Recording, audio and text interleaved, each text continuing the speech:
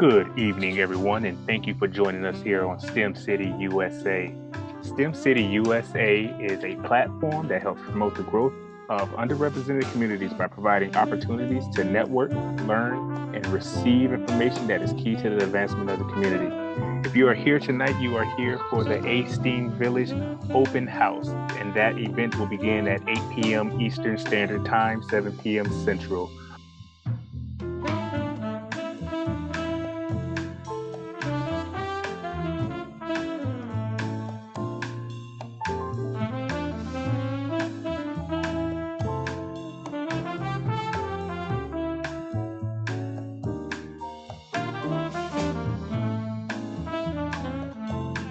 Change. So here I am. This is how we are during the day when we work with kids. We thank you for coming out. I think we've got a great program. We have some great community partners. All of our sponsors, HNTV, Valorem Reply, EPR Properties, Olson Engineers, Visit KC, City of Kansas City, Missouri, and more. Let me see. Who did I forget? Did I forget somebody? No?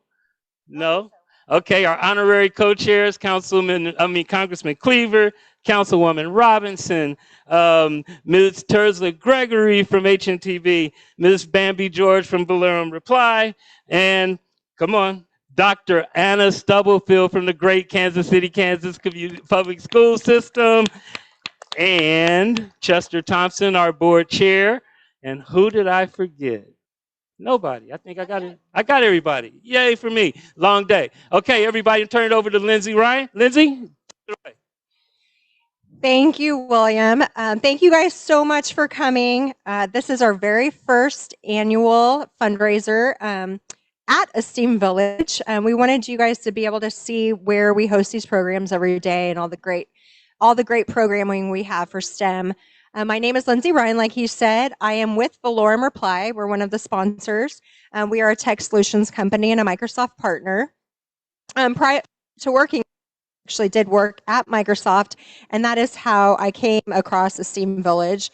I met William over 9 years ago, and his passion was contagious. If anybody's ever been around him, he makes you as excited about this organization as he is. He's just made me want to come back, and the wonderful board of directors that I get to work with. I'm also on the board. They have been mentors for me. They are incredibly impressive people, and I'm humbled to be on the board with them. So if you are on the board and you're out here and not mingling inside, would you please stand and be recognized?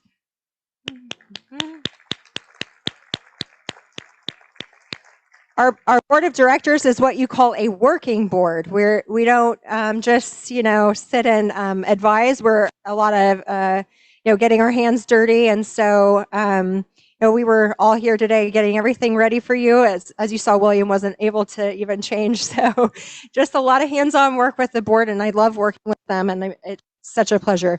But without further ado, I'd like to introduce you to our beautiful MC, Ms. Cynthia Newsome from 41 News. Hello, everybody. It is an honor to be here. Thank you so much for inviting me. I'm really so impressed with all of you for being here, for supporting this organization. I've been blessed to be able to cover the organization for a long time, and what they are doing for this community, for individuals, for people, for businesses is amazing. So we at 41 are just pleased and proud to be part of this, and thank you for inviting me personally to be here tonight to MC. And we have our very first person who's going to speak today. It's Ramonda Dokes, and she is a member of the board, a longtime member of the board, and we want to welcome her to the stage right now for some remarks here tonight.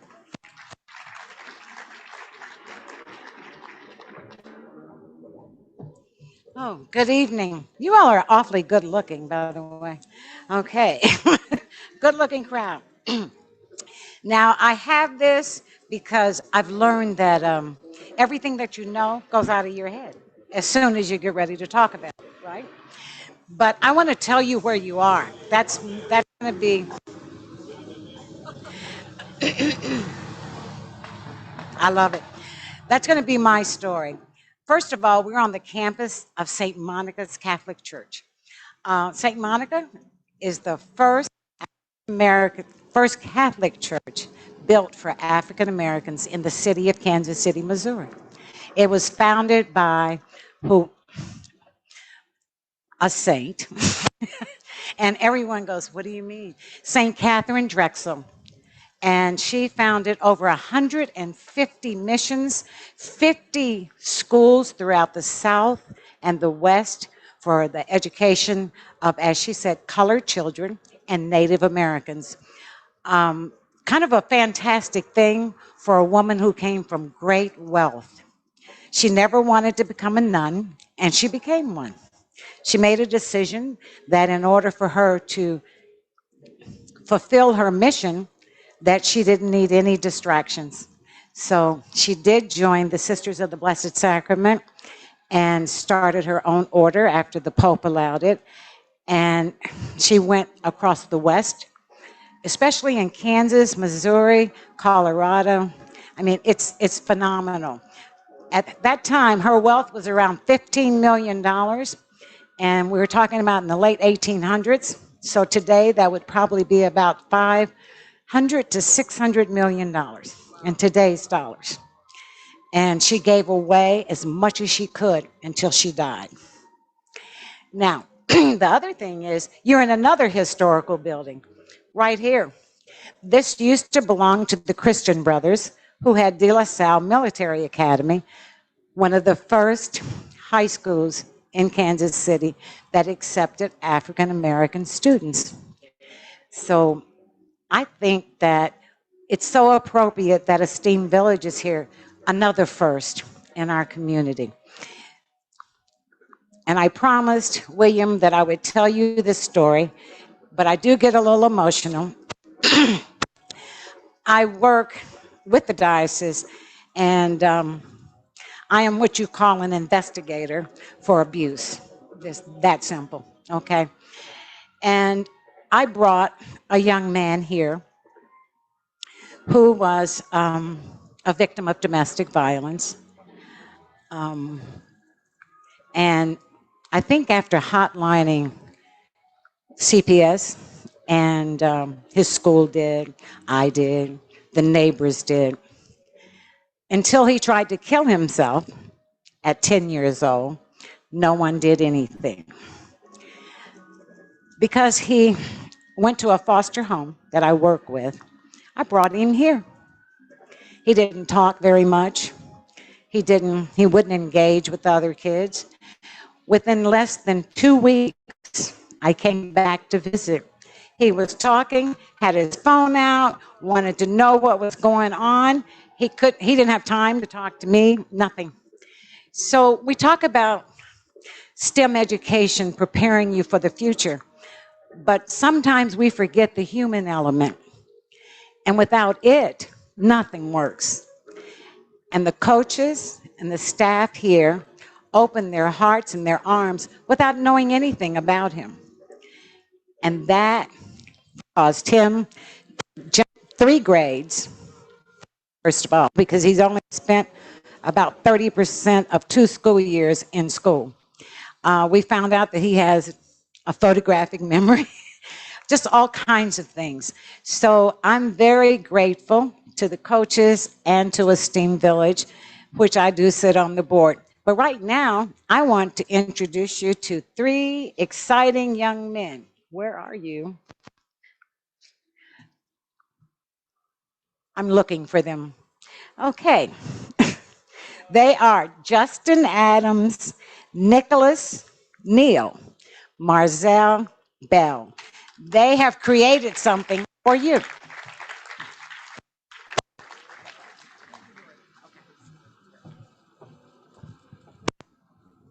Nick, mask off. Come on now.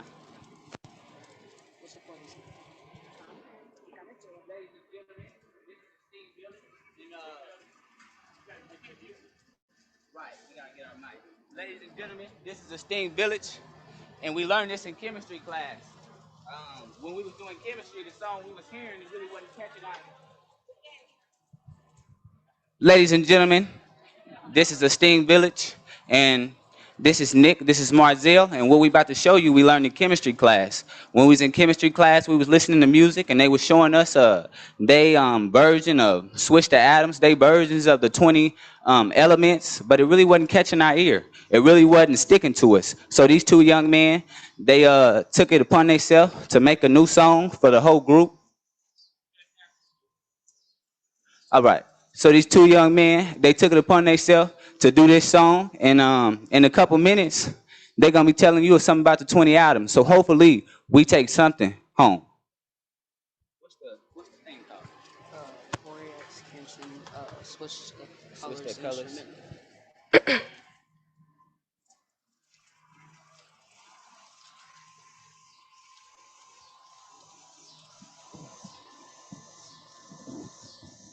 All right. Introduce yourself. Tell them how long you've been here. Tell them something about yourself. My name's Marzell. I've been here for 2 years, and I really enjoy chemistry, and I've enjoyed the STEAM program. And hopefully, your kids will too.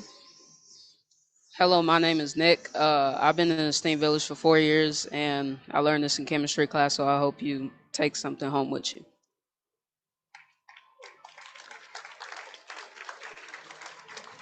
Confidence. Remember, you're a king. Remember, you're a king. Stand right there.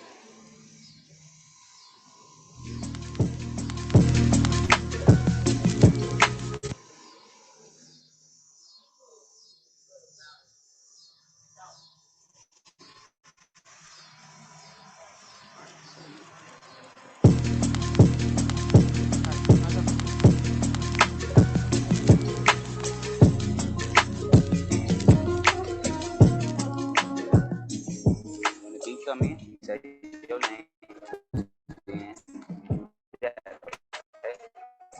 Don't forget what's going. Boom, boom, boom. All right.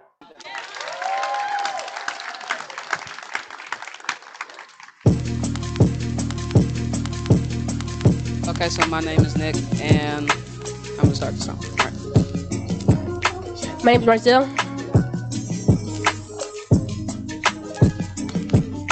Hydrogen, helium, lithium, beryllium, boron, carbon, nitrogen, oxygen, fluorine, neon, sodium, magnesium, aluminum, silicon, phosphorus, sulfur, fluorine, argon, potassium, calcium. Switch the atoms. Switch the atoms. Switch the atoms. Switch the atoms. Switch the atoms. Switch the atoms. Switch the atoms. Hydrogen, helium, lithium, beryllium, boron, carbon, nitrogen, oxygen, fluorine, neon, sodium, magnesium, aluminum, silicon, phosphorus, sulfur, fluorine, argon, potassium, calcium. Switch the atoms. Switch the atoms. Switch the atoms. Switch the atoms. Switch the atoms. Switch the atoms. Switch the atoms. Hydrogen, helium, lithium, beryllium, boron, carbon, nitrogen, oxygen, fluorine, neon, sodium, magnesium, aluminum, silicon, phosphorus, sulfur, fluorine, argon, potassium, calcium. Switch the atoms. Switch the atoms. Switch the atoms. Switch the atoms.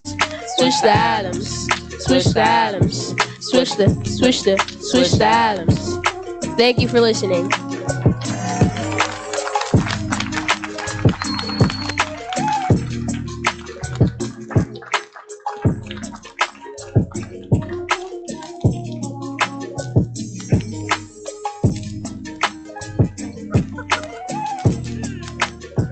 Awesome. Wasn't that great? Let's give them another round of applause, guys. I forgot what the first one was. Beryllium? I don't know. Oh, no. I'm sorry. I'm going to have to get that song and play it over and over. All right. Thank you, guys. Wonderful. Now we're going to hear from Tyrone Taborn. Tyrone, are you here? Where is... Oh, it's a video? No, he's live. He's live. I am. Wow, Hello, he's how are you live. This is doing? awesome. It was nice to get All the right, memo Tyrone, where, it's your turn. well, thank you. Hey, Ray, you need to switch to my computer so they can see you. He's the president of Career It's the one that says Communications, something. and It's the one that's there he is. okay. Got it. Well, thank you. It's such a pleasure to be here today and to tell you about the historic movement that you've made. You know, aSTEAM opened today in STEM City, USA, which is a revolutionary new social platform, community platform that's working to close the digital divide and bring education, and actually during this pandemic to bring our communities closer together than allowing the pandemic to push us apart. I'm particularly excited that two of our founders, one who's on the call with us today, Crystal Porter, who was a Black Engineer of the Year Award winner and is with the Leidos Company. And our other founder is from your state, David Stewart, the CEO, the chairman of Worldwide Technologies, has asked me to send his personal greetings to you. And again, we're excited. And let me tell you, Mr. Wells has done such an incredible job working with us early on, more than 20 years ago, to form the Black Family Technology Awareness Program. And out of that, a lot of people did not listen to the dangers of the digital divide and how our children were being pushed aside and missing out on so much. This terrible pandemic has pushed our kids back more than a couple of years. STEM City USA has come about to help close that gap again. And so we again are happy to be here. We're excited that aSTEAM is now officially on the platform. And we look forward, right after this, please come back on the platform and visit the aSTEAM room that's in our education and discovery room. And I think you're going to have a wonderful time seeing this revolutionary new concept and bringing the community together with real resources. Thank you, and back over to you. And it looks like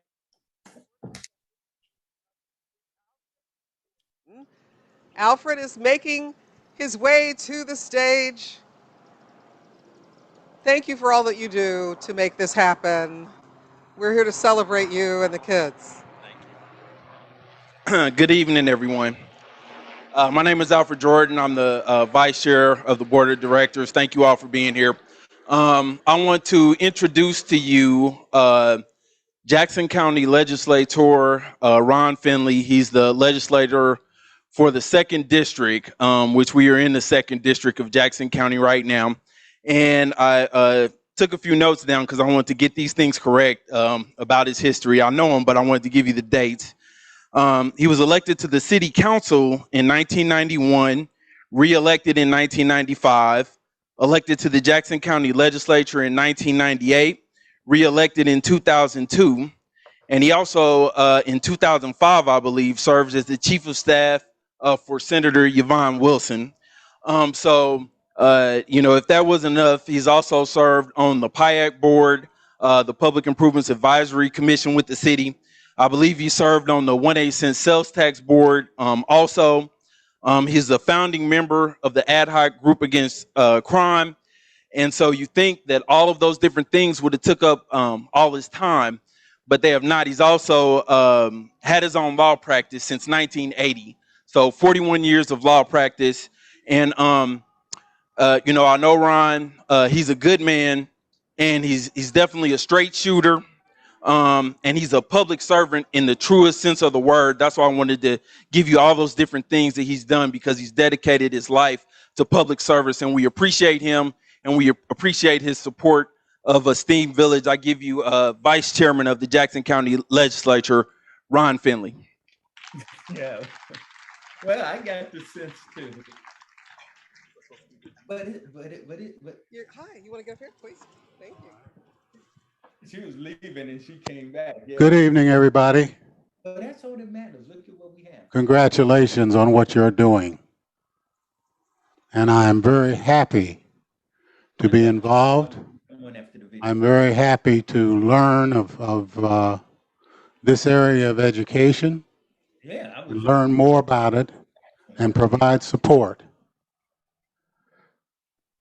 There is a lot of tradition in the field of education, as you know, and some of it's not flexible enough. Caught up into Throwback Thursday.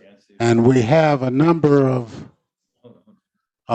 people, I think, who can benefit and thrive who do not have the opportunity within the confines of what is presented. This type of program, I will say at least of what I know about it, expands the opportunity for young people to be exposed, to become interested, and eventually to find a place for themselves where they can grow and thrive. And it's very important. And I've been very impressed from what I've been able to learn about it. I appreciate your support of it. I'm sorry I won't be able to spend a lot of time with you this evening, but Alfred has told me he's going to acquaint me with your facility and what's going on.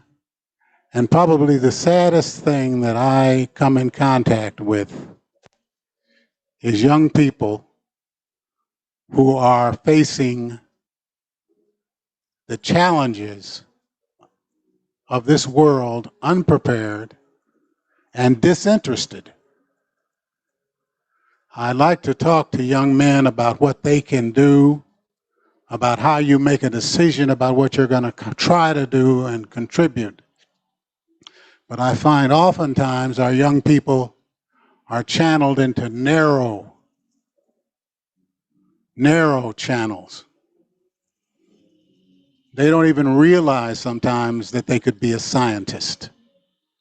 They don't even realize sometimes that they can be a doctor because the opportunity is not presented to them to think about it, to learn about it, to develop an interest in it.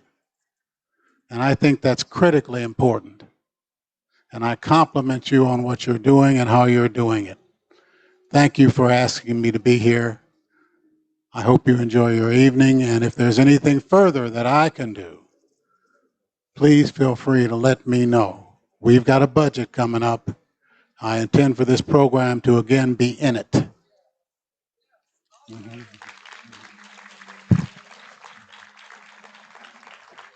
That is great. Thank you so much. It's so good to see you. Well, that's a great vote of confidence. Thank you. What happened? My husband? My husband, Ed, just so you all know and can be part of our conversation, is doing great. Yes. He is still working. As we all are. And healthy and good, and we're about to celebrate 20 years of marriage in October, on October 27th. That is so not part of the program. But it's great. He did, and I appreciate that. Because we were in the same law school class. Oh, wow. Okay. So Ed told me about that law school class. They would get together and study with each other and help each other. No matter what grade they were in, year, they would help each other. And so that's a beautiful thing. Thank you so much. Thank you all. Thank you for coming. That's so great. We have a video, and we want you to watch it right now. It's pretty cool. So everybody, if you can draw your attention right over there to the video, that would be great.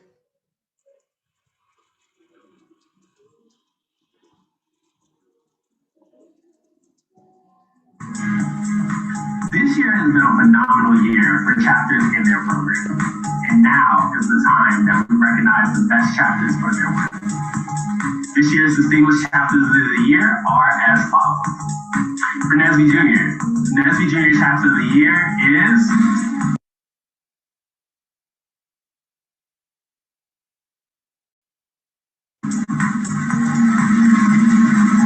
aSTEAM Village from Region 5.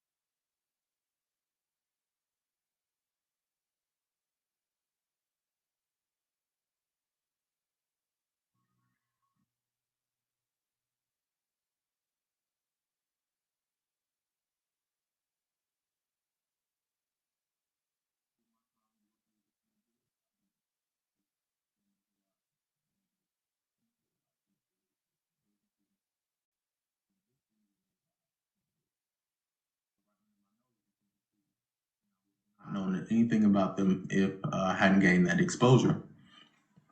With that exposure, it also helped me kind of examine my career path. I have a degree in economics and international business, and I soon realized after graduating that that wasn't the career path for me.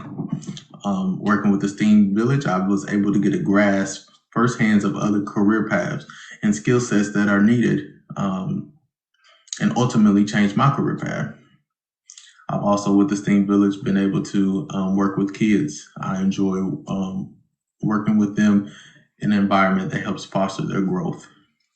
Overall, after years of involvement with the STEAM Village, I would love to see them continue to evolve and grow and have a great impact on everyone that they work with. Thank you. Hi, my name is Sydney. I'm a current architecture student at the University of Kansas. I first got into aSTREAM Village when I started doing volunteer work there during my winter break, and then over the summer I got a job, and then I also worked last summer in 2020. So I guess my interest in engineering and like things that are related to like STEAM started in middle school for me. So when I volunteered, I helped with the Future City competition, which is something I also did in middle school, which is when a whole bunch of different schools compete at either K-State or KU and show a built city through like the Sims software, as well as creating a physical model. It's just understanding like the just how a city works and just being able to address the prompt. But it's very engineering based, and that got me really interested in engineering. And it took me here to KU initially. And I thought, oh, I could definitely work with that. So that's what I did over my volunteer work.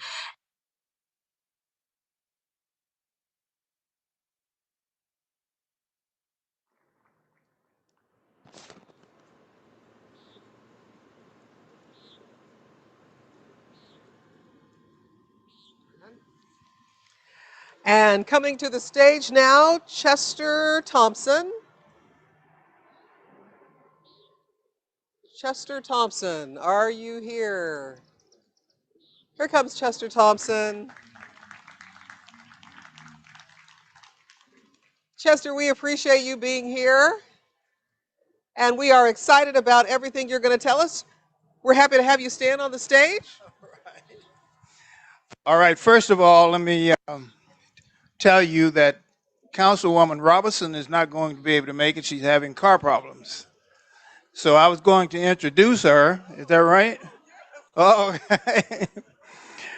well, in her absence, really, Councilwoman Robinson has been a blessing to this group. She's been right next to us in a way every way you turn in trying to promote this program. And then the best part of that is she helped us find funding. You don't do these things without funding, and that's one of the things we try to do. My job as board chair is to try to make sure that that happens often. And William and I came together. I was running the Black Economic Union over here on 18th and Vine a few years. Well, first of all, I retired from the bomb making factory. I was in the nuclear weapons business. You see this guy in the white shirt right here? He was in there with me. So my job there was director of quality assurance. And then I met William when I was at BEU, and he needed a place to put some kids. So we freed up 1,000 square feet with a reasonable rent, almost nothing, because I thought the program that he was putting together was important. And that was in 2014, William, I think. And so we started out, and he started with the program in 2014. In 2016, I decided it was time for me to step down from there. And William said, I can't let you go, so you got to chair the board. So I've been there until now. Now, what's important and what kept me going there was just what everybody's been telling you about what happens with aSTEAM Village and what happened to the kids that come through this program and where we are trying to send them. We're trying to send them into the 21st century, skilled enough to take any job that they can offer to them. The knowledge base is driven into their minds, into their bodies. When they come in here at kindergarten level, 6th grade level, and on up to adult level, aSTEAM Village is making a difference in the lives of people that come through this program. And we will continue doing that when we have people like you that come and listen to our story, visit our building, and understand why we do what we do. We have some programs we're about to kick off here in the 3rd District, thanks to Councilwoman Robertson, and we'll be announcing that shortly. And it's going to make a difference. One of the things we know that's happened not only in the 3rd District, but in the urban areas, when we went through this pandemic, our kids came up short on the short end of the stick and some learning blocks and so forth. Because they didn't have internet to their homes, they sat outside of McDonald's and every other place to try to get that information. We're going to put a stop to that starting in the 3rd District, and I'll give you the details of that as we move forward. So we're taking on another assignment in the aSTEAM Village to make a difference. Now, we're going to be a little bit different than what you've seen in the past. You see a lot of organizations around Kansas City, they get the money and say we're going to put things in the urban area, put it in some of these districts. You never see it. Well, the reason I told you that I had a background in the bomb building business and quality, I believe in results. If it's not going to produce results, I don't want to fool with it. And that's exactly what has happened with the kids that you see in the aSTEAM Village. We're going to take on this program. You're going to see the results. People need to listen to us when we come into your house or wherever we come to and say, what is your status with broadband? You got to tell us, because we can do something about it if you don't. But anyway, that's enough of that, Miss Cynthia. And thank you for coming. That's great. That was great. Thank you so much. That's awesome. We have another video that we would like to show you. It's all queued up and ready to go, and I think you're going to be able to hear the sound a little bit better this time.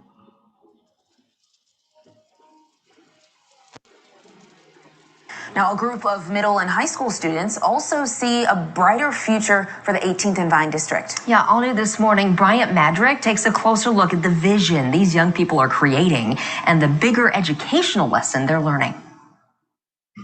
18th and Vine is more than a corner. From music to baseball, it's the center of Kansas City history. But you don't have to look hard to see reminders of days long gone. While this is the present, this could be the future. So here's the operation room. You're looking at a digital design of an urgent care hospital in the 18th and Vine area. The creator of this vision, Liana Colbert. Down there at 18th and Vine, they don't have like an urgent care facility like that. They only have the Truman Hospital, but that's way far. That's not close to 18th and Vine. Leon is a student with aSTEAM Village. It's a nonprofit that focuses on teaching young people about science, technology, engineering, arts, and math. She's in a group called Red Tails. The young people are on a mission to take concerns from people in the community about what's missing and create what a possible solution would look like.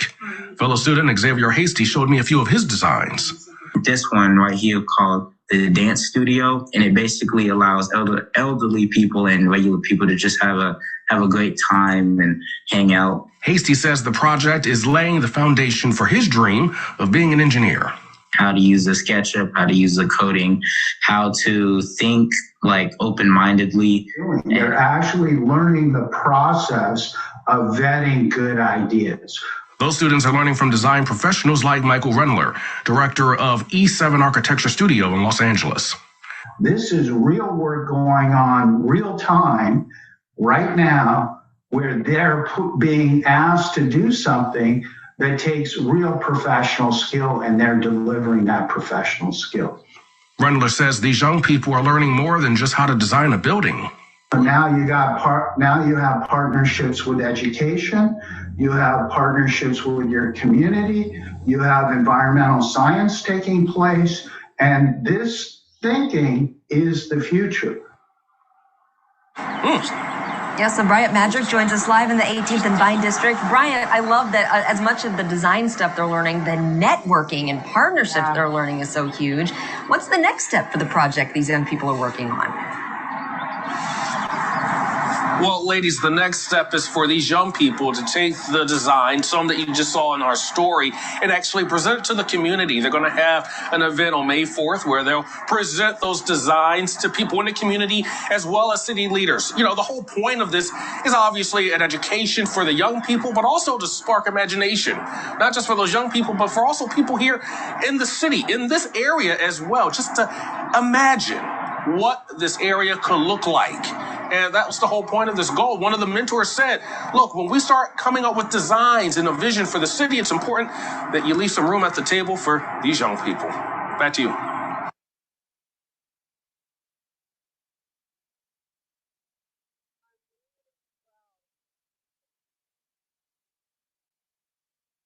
I'm really proud of what we're doing at KSHB 41. We're very committed to community, and that story was really great. Bryant had a great time doing it, so that's wonderful. All right, Anthony Lupino, here he is. Look at him, he's running to the stage. Thank you so much. I love the energy. You gonna try it, or you gonna do the steps? Do the steps. Here you go, This sir. go up here. Thank you. Whoa. Good evening. Hi. I'm Tony Lupino. I teach at UMKC, and I've had the pleasure of collaborating with aSTEAM Village for a few years now.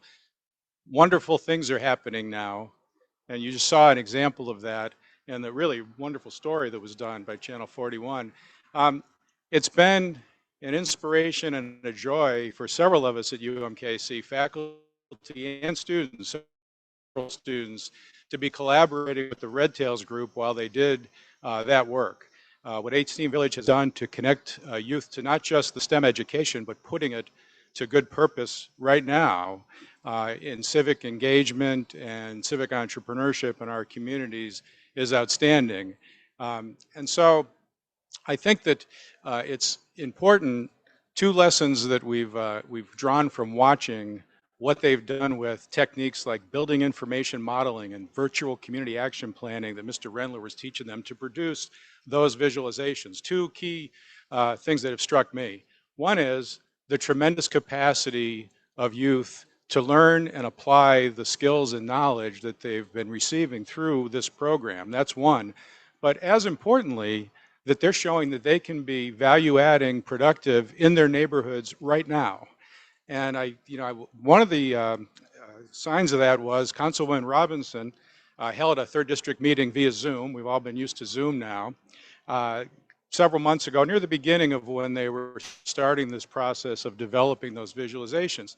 And some of the middle school students and high school students showed a few samples of what they could do.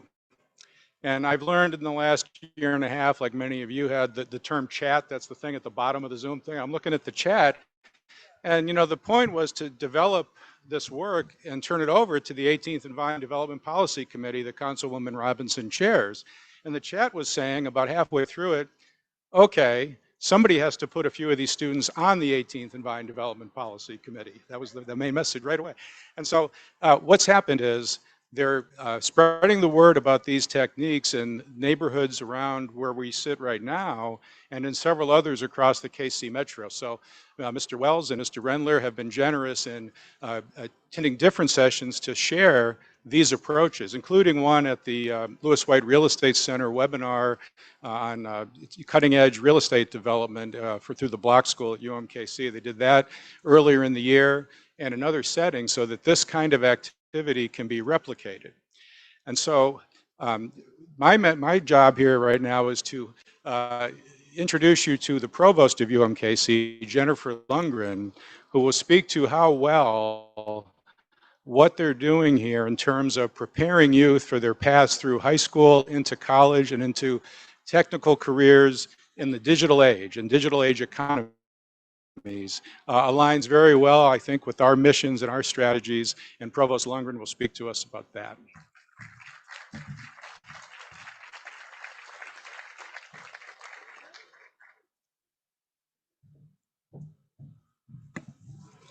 Thank you, Tony. It's truly a pleasure to be here this evening. I've learned so much. I loved the song. I wish I would have had it when I was in chemistry class because there were so many tears shed in chemistry, which is why I ended up as a psychologist.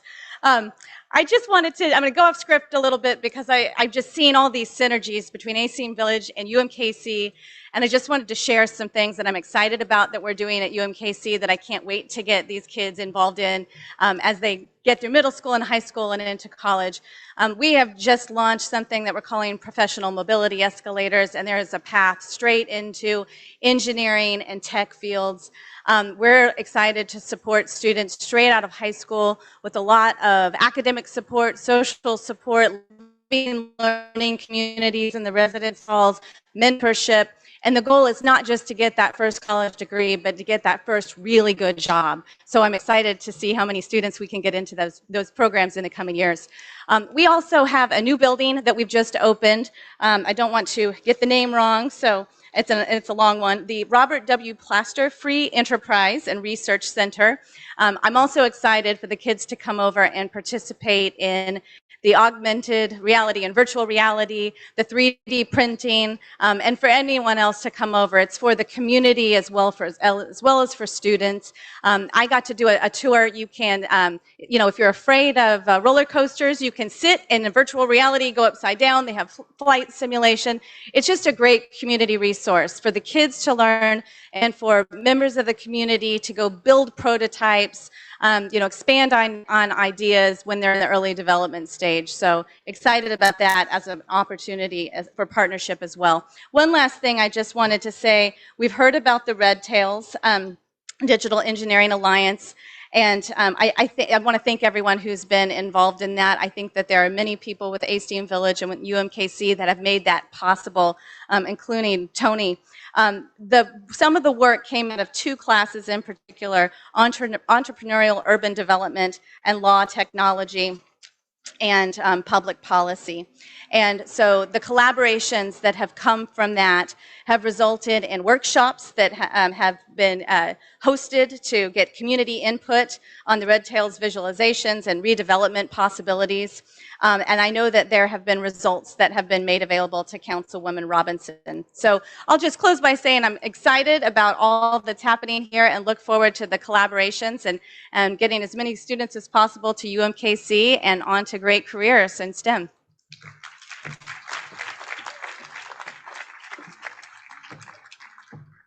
And we have another video.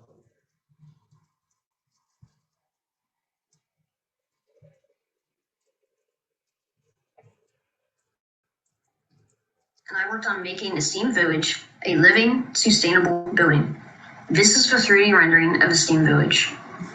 It uses net zero energy. Net zero energy means that if a building produces the same amount of energy it consumes. I have to find out and utilize different and productive ways for producing renewable energy, while also simultaneously reducing the energy production.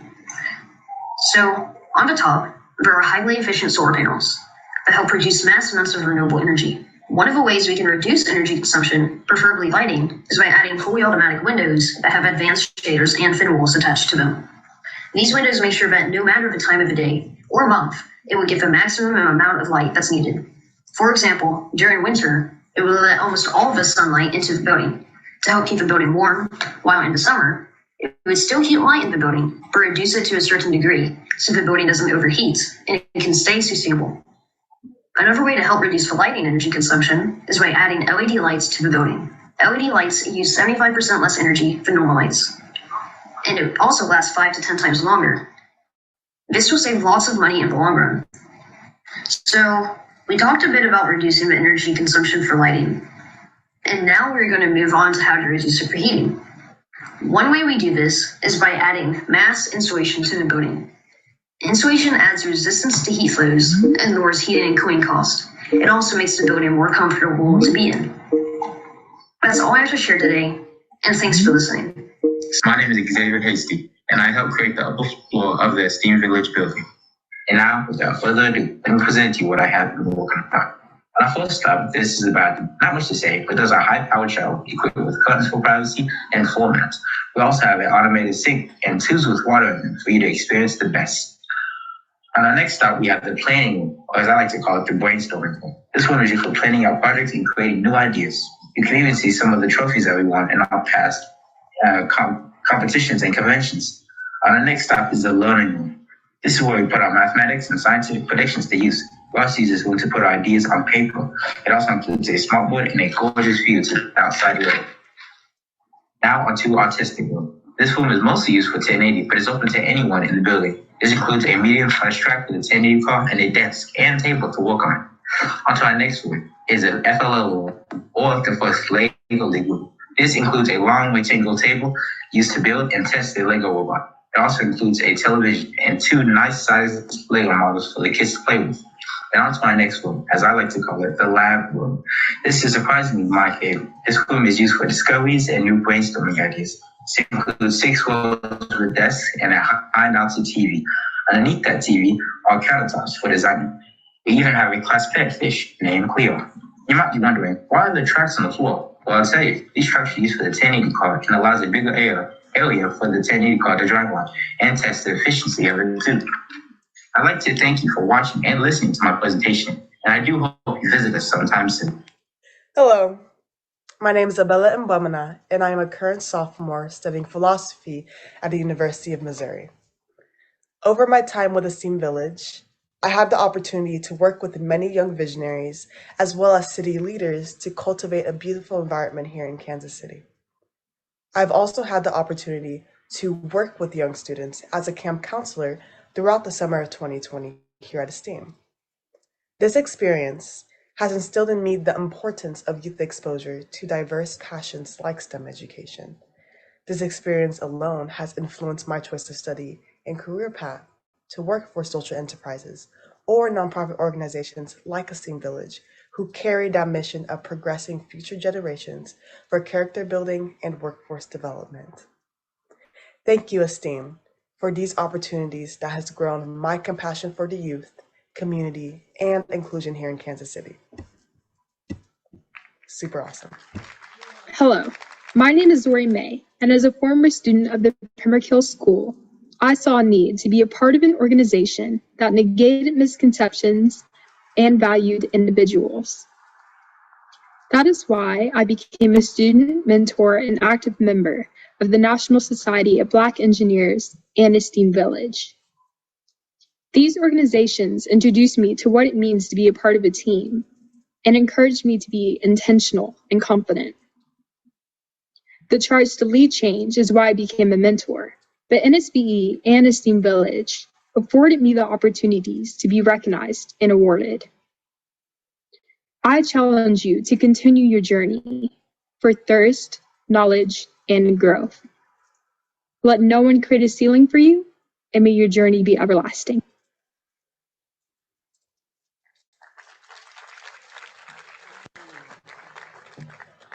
And that is more proof of what is happening here and how important it is and how it really is shaping lives of young people. I mean, when you think about what their future is going to be and how this had an incredible role in shaping that, and you have an incredible role because of what you're going to do as you give, as you support, as you encourage, and as you stand here with William Wells and make this happen.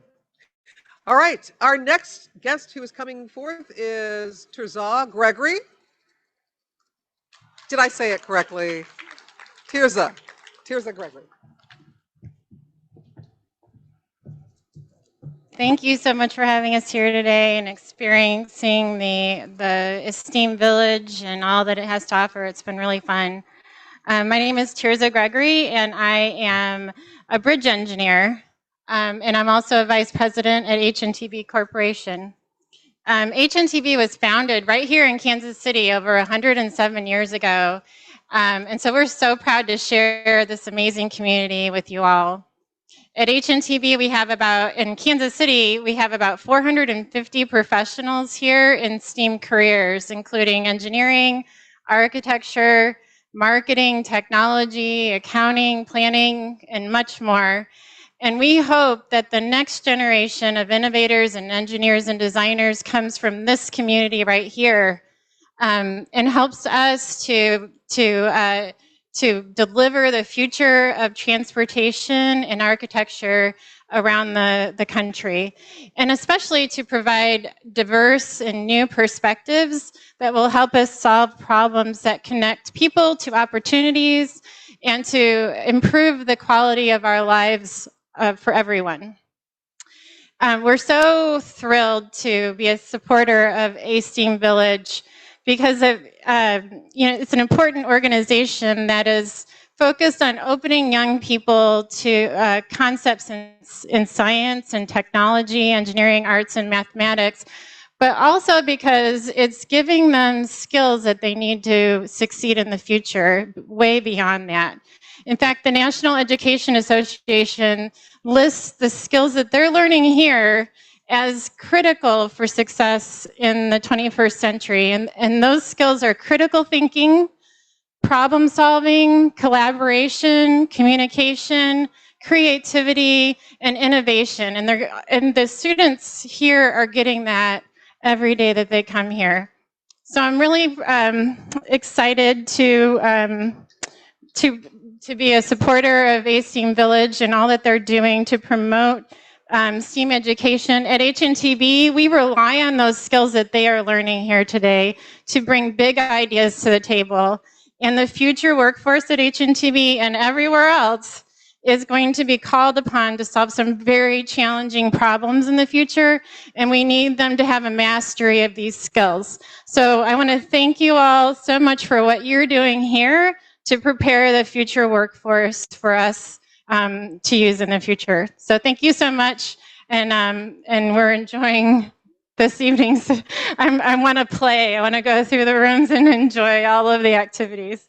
So thank you so much.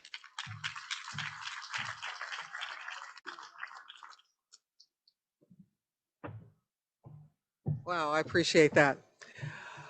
Okay, Jeff Diskin, please come forward, Jeff. Jeff is with the Kansas City Royals. He is Senior Director of the Professional and Community Development. Is that correct? Is that your title? Jeff, come on up. There's more. No, there's no one. That's long enough. Well, first I want to say thank you. It's I was once told that the best definition of synergy is 1 + 1 = 3. And this past year, we've actually partnered and synergized with the STEAM Village. When I say we, it's the Kansas City Royals in general, excuse me, but in particular, Urban Youth Academy, which is right across the street. And I kind of had my thoughts what I was going to say tonight, but what I was going to say tonight was going to focus more so on the kids, but we've had a lot of talk and we've seen how good the kids are. What I want to focus on tonight is Mr. William Wells. And the only regret I have with partnering with aSTEAM Village is that we didn't partner sooner. In fact, I'm a little disappointed in ourselves and our organization for not making the connection, for not creating the synergy. His energy and is contagious, but more than anything, there's a pureness. There's a purity with what he wants to do and how he wants to do it. He's always got the kids' best interests at heart. I would partner with aSTEAM Village in anything because I know his heart's in it. I know he's in it for the right reason, and I know what he says he's going to do and gets done. And for that, I'd like to give it up for Mr. Wells. Real briefly, probably the main project we worked on this summer, we had a 10-week summer school program at the UIA, and it mirrored the summer break schedule for the Kansas City, Missouri Public Schools. There's a 10-week program from 7:30 to 5. His group came over every day at 3 o'clock. So these kids, grades 3 through 6.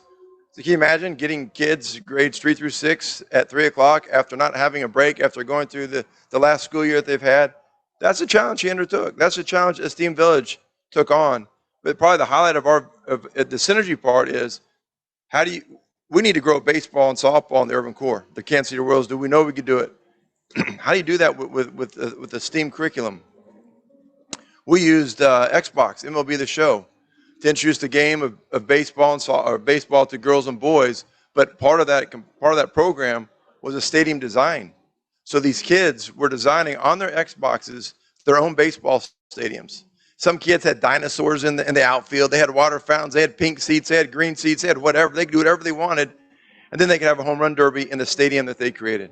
So that is the example of the synergy. That's the example of the 1 + 1 = 3 that happens because of his spirit and because of the spirit that resonates here at aSTEAM Village. So that's what I want to share with you guys. And I want to thank you for allowing us to be a part of this evening's festivities.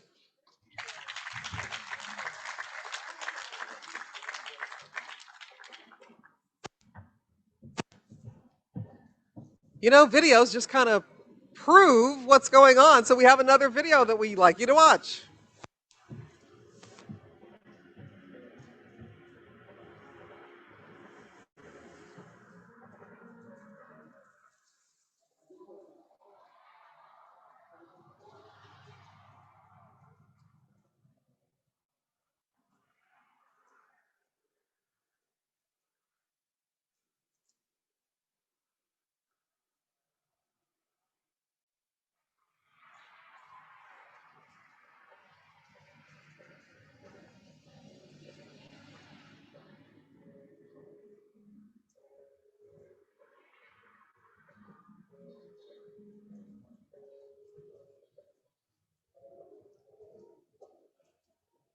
Summer camp full of fun and games, as well as learning what it takes to build an aircraft. That's the goal of this particular STEM camp, building aircrafts and minds that will one day soar to new heights. Which gravity pulls it down? It doesn't matter if you want to be an NBA player like Isaiah. First, I'm gonna buy my teacher who taught me about force and how much force I'm gonna put in the basket. Or take a different route like Dode. What do you want to be when you grow up? An engineer. Most career paths travel down the roads of math and science. I'm probably gonna need to do this math stuff when I get older, so it's good to know it now. Build a test prototype and then finalize prototype. Come on now. We're literally creating little scientists in that and little engineers. These elementary school students are learning about the relationship between force and motion and the effects of weight and lift on a glider. It's taught me all about engineering and how everything works about aircraft. It's part of the National Society of Black Engineers summer experience, better known as SEEK. The goal is to cultivate these young minds. Especially in underrepresented areas, a lot of these kids don't think about college. They really don't think about anything after high school. Learning by song, presentation, and just flat out fun. My favorite part was to actually make the glider. It was really fun because I got to design the wings and the tail of the aircraft.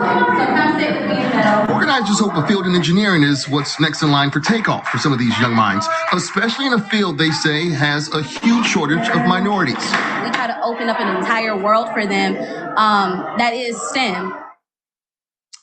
This, by the way, 3-week camp wraps up next week. The students will learn how to design and build a vehicle that's powered by gravity. Hello, my name is Daisha Heisman. My next junior chapter is aSTEAM Village, Kansas City, Region 5. I'm leaning towards Mizzou as my four-year institution because I've heard great things about their business program and it is close to home. I plan to major in business, specifically for marketing. Luckily, this year I was chosen as the first recipient of the Resident Scholarship. The scholarship also guarantees an internship there my sophomore year in college. In academics, I was accepted into the Early College Academy program my sophomore year, which allowed me to attend Penn Valley Metropolitan Community College for 2 years, and this spring I will be receiving my Associates of Arts degree, including my high school diploma at Purcell Academy of Fine and Performing Arts. My 4 years of high school, I have made perfect attendance and been on honor roll. And at Penn Valley, I have consistently made the Dean's List. In arts, I've won the Sankofa contest and won the Silver Key in the Scholastics competition. In athletics, I've won 4th place in the 4x1 at state, and in cross country, I won the IL championship. Hey, my name is Tony. I'm currently a sophomore at Arizona State University, majoring in automotive engineering. I have been involved in aSTEAM Village since its founding, until I graduated high school in the year of 2019 from Lincoln College Preparatory Academy. aSTEAM Village has provided me with the skills needed to be a successful engineering student. This program has helped me build my character by motivating me to try new things. aSTEAM Village is the best career and education readiness program of today. I cannot wait to see the Chiefs beat the Ravens tonight. Hope you all have a great night, and go Chiefs.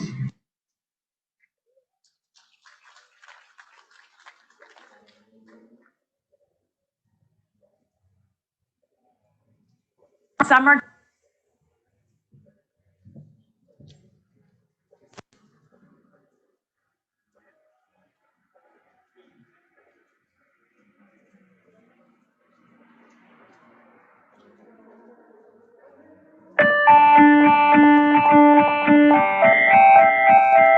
The competition was to write a proposal of an experiment in microgravity. The winning proposal would be one that was of enough importance to be worthy of, going to the International Space Station.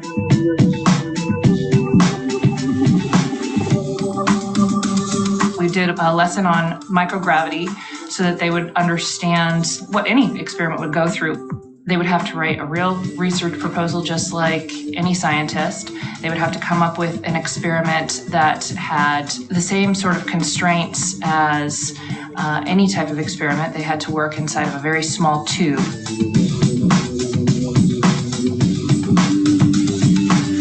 Their project is the growth of mint in microgravity. They came up with mint as something that was organic, that could be used instead of medications, pharmaceuticals. They also wanted to do something that was beneficial to astronauts on the International Space Station. Also, they started looking into and doing research about the fact that mint is a very hardy plant and can grow really easily. They wrote a very successful proposal about that.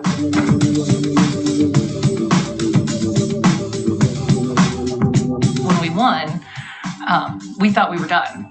We thought that was it. We were like, cool, it's done. Now we just put it together and ship it off, and that's fantastic. Well, that was like the opening the floodgates. They had to go through a very intense review process. We had a lot of real-time, real-life deadlines that were presented to us through this program. There was constant communication and letting us know that reviews need to be made. So they had to run all of these tests and experiments in this time and then report back.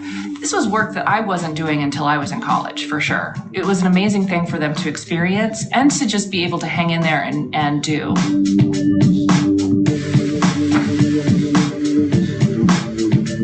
That was fantastic because they presented their research underneath the Space Shuttle Discovery.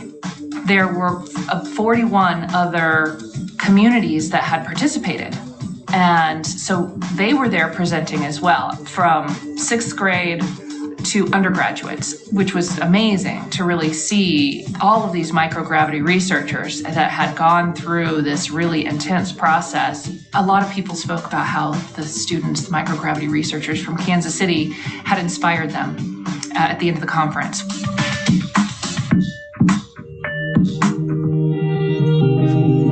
We were able to go down to Florida, and that was fantastic. It was such a fun opportunity. We did go to the Kennedy Space Center, and they presented their poster at the Kennedy Space Center, as well as have their video that they made put up on the Jumbotron at the VIP launch site. We are the Cosmic Comets from the Student Space Flight Experiments Program in Kansas City, Kansas. The title of our experiment is The Growth of Mint in Microgravity. We want to see if mint can grow in microgravity, because if so, it can be beneficial to astronauts. We chose this investigation because we wanted to help astronauts. We know that mint has a lot of health benefits, such as reducing fevers, soothing sore throats, and helping upset stomachs. If our experiment is successful, it will prove that we can grow mint in space. Not only will it prove that we can grow mint, it will also prove that we can grow plants in general. If we are capable of growing plants in general, we could explore space without constant need to resupply. It was always a possibility that the launch would slip. We knew that from October. And here we approach decision time. 5 seconds rather. Hold on, countdown 1. Launch board's running. It did end up slipping that day, and we ended up having to come home the next day. 5, 4, 3, 2, 1, 0. Ignition. And liftoff of the Falcon 9 rocket and the Dragon spacecraft. On the heels of the 50th anniversary of Apollo 11's return from the moon, we send more science and supplies up to the International Space Station.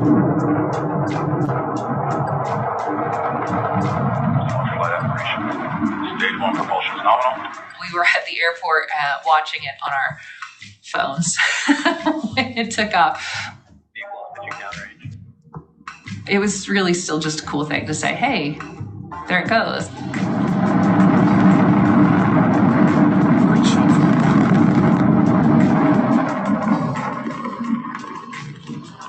Part of the experiment is that we are running a ground truth experiment at the exact same time. We will have to start our ground truth experiment at the same time as the International Space Station astronauts to make sure that we have data that will compare and be accurate. I think that it's an amazing project to bring this level of research to students of this age range and say, hey, this is what you're working towards. They talked about how this experience has changed how they feel about college and how they feel about themselves as students. Before this experiment, I never thought I was going to ever go to college. I thought I was just going to go to high school. Never ever going to, I was going to finish life with just a high school graduate. I never thought I would be able to pay for college. But now, I feel like I actually have an opportunity to go to college. It's been such a joy to watch that in them, to watch them see themselves grow, because I watch it and I see it, but for them to see it, that's what's been the most impressive to me.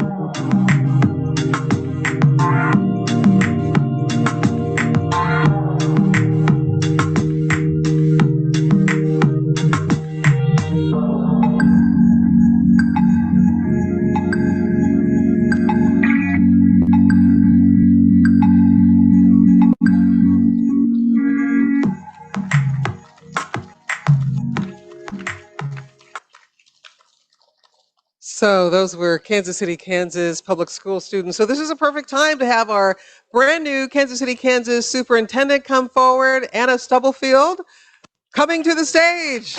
You should be so proud of your kids. I know you are. Thank you, and that was exciting to see. I am the new superintendent in Kansas City, Kansas Public Schools, and before I even started my first day, I got an email from Mr. Wells, and he was like, we need this information like yesterday so that we can move forward with the Gear Up grant. So I applaud his passion and his commitment to providing these types of opportunities for students in both Kansas City, Missouri, as well as Kansas City, Kansas.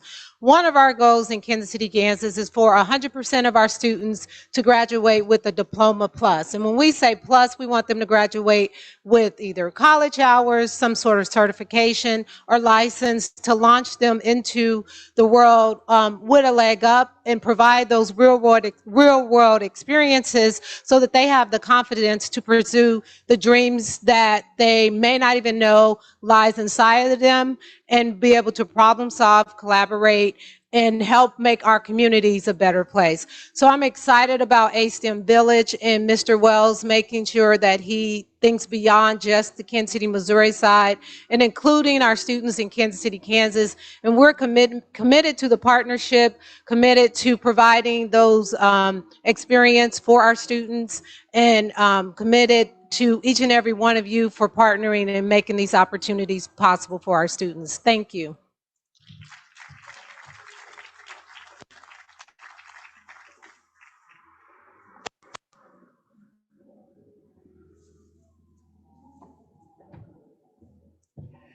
Our keynote speaker tonight is Jeff Shaifer. Tell you a little bit about Jeff. Many of you may recognize him as a television host personality. He is keynote speaker for STEM all over the world. He loves to get kids involved in STEM. He has a degree in marine and environmental services. He does TED Talks, and he is here with us tonight to talk about aSTEAM Village. So we're very proud to have Mr. Shaifer here today.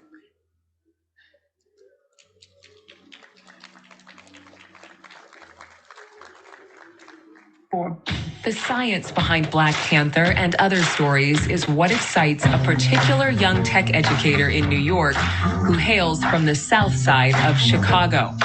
My name is Justin Shaifer, but you can call me Mr. Fascinate. I travel all over the world and I make STEM cool for kids. I said, what do you want to do? Hey, that's what I'm talking about. We have more Black people imagining futures like Black Panther. We can lead to crazy innovations like those in our society that change the world, that radically change our future. You did a video and you kind of talked about, hey, this really could happen. What you saw in the movie could be real. Yeah, so when Shuri was in the car and driving a vehicle on the other side of the planet, there's some phenomena like quantum entanglement where particles can communicate across vast distances. I think the amazing thing about Black sci-fi like that is that it inspires the real scientists and engineers in the real world. I remind people that Martin Luther King was a science fiction fan.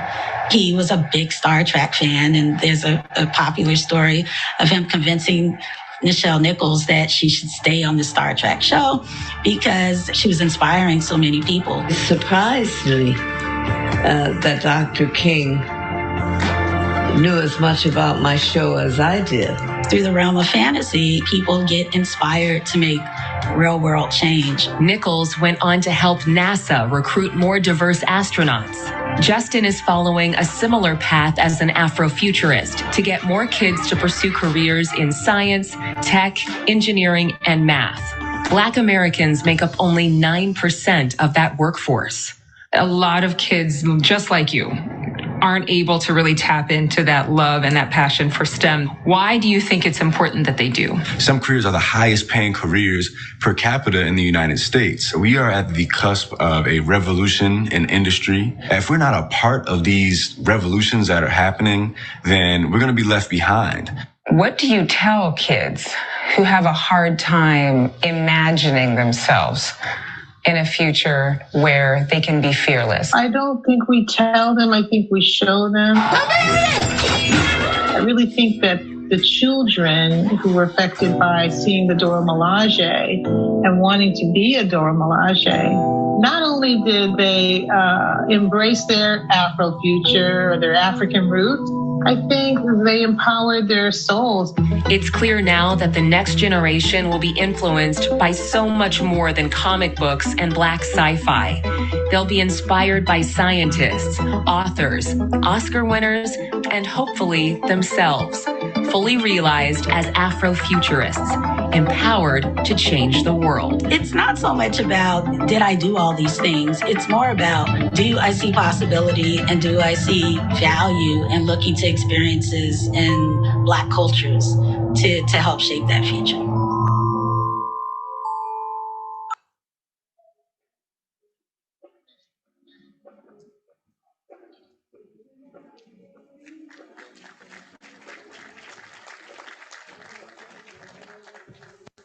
All right, what's going on, everybody? How we doing today? We're doing good. We're feeling good. Man, this Kansas City weather is amazing. It's actually better than LA. I'm actually living in LA right now. It's better than LA right now. All right, so can we get the presentation full screen here, please? All right, so I go by the name of Justin Shaifer, but the kids call me Mr. Fascinate. Everybody say Mr. Fascinate. And I've gotten the opportunity to do all kinds of really fun and cool things. I've been able to do stuff like this, where, let's see, one sec here. Let's see if it's un momento. There we go. All right, so this is me. I wear a lot of different hats all over the STEM world. I've become super inspired to do all kinds of cool things like this. Most people know me for being a science TV producer and host. I've worked with Al Roker. I've worked with WGBH, the folks that made Arthur and Clifford the Big Red Dog. I've worked with Travel Channel, and I have a show coming out on a pretty big platform that you all might be familiar with, but I can't really talk too much about it yet. That's what a lot of people know me for. The other thing that people know me for as well is I've done a TEDx talk on Gen Z, spoken all over the world with young people, over 150,000 students about the prospect of science and technology careers. I've been to places like Dubai, Bahamas, Australia, and everywhere in the contiguous United States as well. But I think the best way to describe what I actually do is builder. I'm a builder. I'm someone that sees problems, and I work with people to create solutions to those problems. So in my work, I've gotten to work with a lot of different people across the STEM landscape, and I really have a keen insight into the state of STEAM today. Can you all still hear me? Okay. Keen insight into the state of STEAM today. And here are some of the innovations that are at the forefront. Recognize these innovations.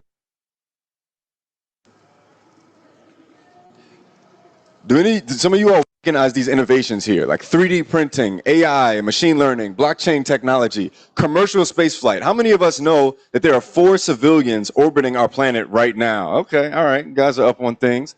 AI and machine learning. How many of you all use Google search? Okay, great. So we all know about AI and machine learning. 3D printing is revolutionizing our industry. How many of you all know about the 3D printed organs that are coming out right now? Or 3D printed homes. You can actually get a 3D printed home for $10,000. Right? And that home is actually built much more efficiently. It's much better insulated. These are the things that are coming. Most Teslas, anyone here have a Tesla by any chance? Okay. Well, all Teslas are pretty much now created by 3D printing. They 3D print a template of the car. And that's way more efficient, uses way less materials, and is much more environmentally friendly as well. So in order to understand what else is coming up in the pipe, you have to think about Gen Zers, right? Also known as digital natives. How many of you have heard this term before, digital natives? All right, some of us haven't. Digital natives means that this is the first generation of young people that isn't familiar with analog technology. I want to give a shout out to cassette tapes and VHS tapes. We remember those things, right? CD Walkmans, right? So Gen Z, most of the time, doesn't remember those. They grew up with iPhones and iPads in their hands. And so a couple other cool stats about Gen Z. They're the most racially diverse generation thus far. 48% of United States students that are Gen Zers identify as non-white. And more than 48%, more than 50%, Gen Alpha, the generation after Gen Z, is going to be the first generation in United States history where more of them identify as non-white in the United States. Gen Z is also set to be the most well-educated generation thus far, both in terms of traditional education, right, getting degrees, but also in this really unconventional way as well, which I want to talk about a little bit more. And I have a little story that I think highlights that experience that Gen Z is going to be having really well. So I do this workshop, or at least when I used to do, this was BC, before COVID. I used to do workshops, and one of them was called Silicon Valley 101. We all know what Silicon Valley is, right? I teach them about all the innovation going on out in the West Coast and transistors and Moore's Law. And this particular class, I remember, was a class of 6th graders, and they actually didn't know, none of them knew what Silicon Valley was. I asked them to raise their hands, and none of them did. And so at the end, I do a quiz game called Kahoot. I know, how many educators in here know about Kahoot? How many adults have ever played a Kahoot game and gotten really into it? Yeah, it's okay. A lot of us have. So Kahoot is this really cool quiz game. I knew I was going to knock it out of the park with the kids. They always get into it. They always get competitive. They're always super engaged. And in this particular quiz game, I noticed this weird error message. Now, this is BC, like I said. So we used to have the screen behind us, and we'd have the projector, and the students would be in the class. And so everyone's like chuckling and giggling at me. And I'm like, nothing's funny. This is a quiz. This is a competition. You got to get serious. But I look behind myself, and I see that there's only 30 kids in this class, 20 or 30 kids. But for some reason, there's 9,999 players in my quiz game. One of them was Poophead 22. The other one was Your Mama 50. And the other one was Fart Daddy 44. Anyone want to guess what happened? Anyone want to shout out a guess? I got hacked. One of the kids was a class clown in my class. And unlike when I was a class clown, you know, throw a piece of paper at a kid or maybe throw a piece of chalk at the teacher. Probably shouldn't have done that when I was a kid.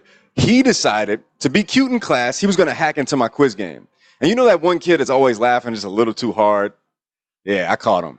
So the principal came. He was trying to get rid of the kid. He was extremely upset. And I was like, no, wait a minute. There's something going on here. First of all, you're not just going to out-nerd the nerd, and I don't learn from you. So I walk up to the kid. I'm like, hey, man, how did you do that? This kid had never heard of Silicon Valley before. How did he do it? Any guesses? I know we know. I know we know. You don't think you know, but you definitely know. This kid had a bachelor's degree. He had a bachelor's degree from the University of YouTube and watched a bunch of YouTube videos. How many of us have ever learned how to do something from a YouTube video? Right?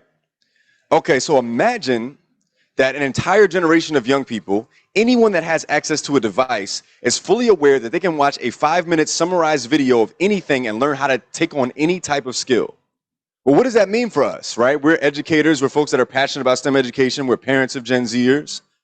What does that mean when a kid can learn so efficiently, so powerfully, so deeply?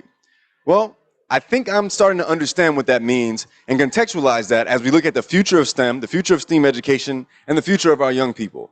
One of the first things that I think I took away from this is that information is everywhere, but inspiration is not, right? Everyone uses YouTube. Everyone uses Google search. There's information everywhere, but not every kid has access, or not every kid is properly inspired to go down the path to find the right information. Just because the information is accessible doesn't mean the kid knows what information to look for. And I think as educators, as parents, as folks that are passionate about education, our role needs to begin to shift from being lecturers that sit up here and talk at kids to being facilitators as they learn different projects and help them execute. And I think aSTEAM Village, based on what I've seen so far and the conversations I've had with William Wells, seems like they're doing a fantastic job at that. One of the other things I learned, which is a weird lesson, and I'd love to talk to some of you all more after this about this, is that personal brands are the new job security. I'm a millennial, right? And so how many of you all heard the articles that used to come out about millennials and our work ethic, and any adjectives you may have heard to describe us? Lazy, that was okay, what else? Entitled, that was, yep, heard that one. Anything else? Okay, lazy and entitled, that's good enough. So they were people said that millennials were lazy and entitled. And the other thing is, I think one of the most important things is that we don't commit to jobs, right? Whereas maybe Gen Xers or baby boomers would stay in jobs for 20, 30, 40 years, we would just pack up and go. And for me, that's been pretty much true. But there's something else that's different now, and I'll explain that a little more. So let me just give you a quick little backstory. How many of y'all remember the 10-year challenge? It was like a social media challenge that came out. Well, anyway, it basically said, where were you at 10 years ago? This was me 10 years ago. I was in high school. That's my C+ in chemistry class. I was one of the class clown kids that was completely disengaged from STEM subjects. I didn't think science was cool. I wanted to be like an athlete, a rapper, or whatever else I thought was cool at the time, right? I was such a class clown, though, just like the kid that hacked into my quiz game, that my Twitter name was @WhatThatBootyDo. Really, really a class clown. Sometimes I regret having that name, but You know? So I would go to parties in high school and the kids would be like, hey, what that booty do? Kids that didn't even know who I was. And I was like, hey, it became kind of a running joke, right? But what I recognized was that even though it was silly and stupid, I had a brand. People who never met me before knew me from the internet as this persona. What that booty do, right? And so I ended up turning things around, got my grades up, got into science, had this whole journey where I decided I wanted to solve a problem for young people. I built this computer, and I didn't go to school for that. I learned it from where? Where I learned it? YouTube University. I got a bachelor's degree. So I built a computer, and I figured out how to inspire kids, right? Create a studio space. I turned my apartment into a production studio to film all kinds of videos. That's me reviewing a drone with some VR headsets and stuff like that. Where did I learn how to do that from? Where did I learn how to light that up? And YouTube University, right? And this was called the Nerd Paradise at the time. And that got me all this recognition. LinkedIn top voice in technology, featured on Forbes. They called me the next Bill Nye the Science Guy. I got on the front cover of Diversity magazine, and I had this name. I was Mr. Fascinate. Mr. Fascinate was everywhere. Mr. Fascinate, Mr. Fascinate, Mr. Fascinate. Mr. Fascinate was the STEM guy, right? And so when something like COVID hits, right, when a lot of people lose their job security, the people that had the most secure jobs, often during COVID, saw that compromised. Because I was the STEM guy and tens of thousands of people knew that, I had job security. And that may be what the next generation of job security is starting to look like. If I'm a sound engineer or a graphic designer, I can literally showcase my work on Instagram by just posting pictures of me designing graphics or taking pictures or shooting videos or shooting hoops. And sometimes that can create massive opportunities for me regardless of what career I'm in, all right? So another way to think about STEAM and STEM, and it's another lesson I learned in my work with Gen Zers and educators, is that STEAM is more than just a degree. Yes, sometimes it's important, especially in the sciences, to get your degree, but it's really important to have a certain way of thinking about the world, critically thinking, analyzing, and taking problems and solving them. What do I mean by this? I mean the story of Kelvin Doe. How many of you are familiar with Kelvin Doe? Okay, all right. I figured you'd be familiar with it. Anyone else? DJ Focus. So he had a viral video on YouTube. It's got about 15 million views. And he was in a program similar to a STEAM Villages program where they take youth and they work with them on various projects. Well, Kelvin felt like he actually had, his community in Sierra Leone didn't have enough positivity in it. And so they didn't have access to a lot of resources, but the program taught them, take the resources you have and work with what you got, create a prototype and problem solve, iterate, right? These are the principles that every person across STEAM has, whatever product they're working on. So DJ Focus decided to go into his local garbage dump, take some scraps, put them together, create a generator, and then create a CD, a radio signal, and broadcast his radio signal out to an AM radio station all over Sierra Leone. He became known as DJ Focus. MIT found out about it, and he got a scholarship to MIT. This kid is an example of what can happen if you think about STEAM in this different way. Not as a, you know, a lot of times in science classes, kids suffer from PTSD, poor teaching of science disorder. Right? It's like a barrage of science facts. You learn about igneous rocks. I like igneous rocks, but most people don't like learning about facts that don't apply to their everyday lives. But when you make STEM or STEAM relevant, pragmatic, practical, approachable to these kids in this way, then you'll see them change things. They'll change the game, right? So here's an example of that. This is one of the programs that we did in the Bahamas with 3D printing. Now, what you're seeing here is actually the stool of a couch. So one of the kids had a couch that was leaning a little bit to the left. The stool was kind of broken off. And so he 3D printed a stool to solve that problem. Once that kid learned that skill set, he realized his grandfather had an arm that needed physical therapy. And so he 3D printed a prosthetic that was custom fitted to his grandfather's arm so he could do therapy on his own arm. This is what I'm talking about. Empowering young people to solve problems they care about. That's how we can think about STEAM.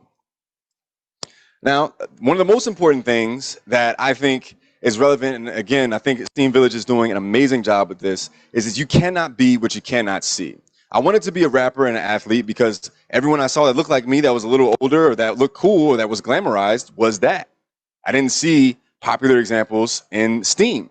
But there was this heartbreaking example that was actually right next to me, that was right at home. So the person that circled right there with the cool afro was actually my grandfather. He passed away when I was 12. I found out that he was an electrical engineer. And I used to hear this term thrown around when I was a kid, but I thought maybe it meant he was like a train conductor or something like that. Like I really just didn't contextualize what that meant. And a lot of times in STEM, we're told we're not really taught to advocate, right? How many of us are in sciences or engineering and have heard, like, you don't really talk about what you do, you let the work speak for itself, right? It's a very common philosophy. And so he was cut from that cloth. He was one of the first black engineers to get a degree at the University of Illinois. And I just didn't know about all this. Up until I was about 17, where I came across a patent that he held for an earliest prototype of a circuit in the VCR. And I was like, whoa, wait a minute. This is in my blood. Like, I can do this too. And so now, as Mr. Fascinate, I want to be that example for young people that speaks out. And so those of us that are in STEM fields, we have to make it look cool because we're competing with the NBA and the ESPNs of the world and the MTVs, right? We have to make it look relevant and engaging. We have to make it practical.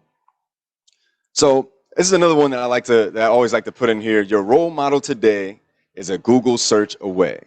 Your role model today is a Google search away. So what I mean by that is every kid today has access to Google search if they have access to a device.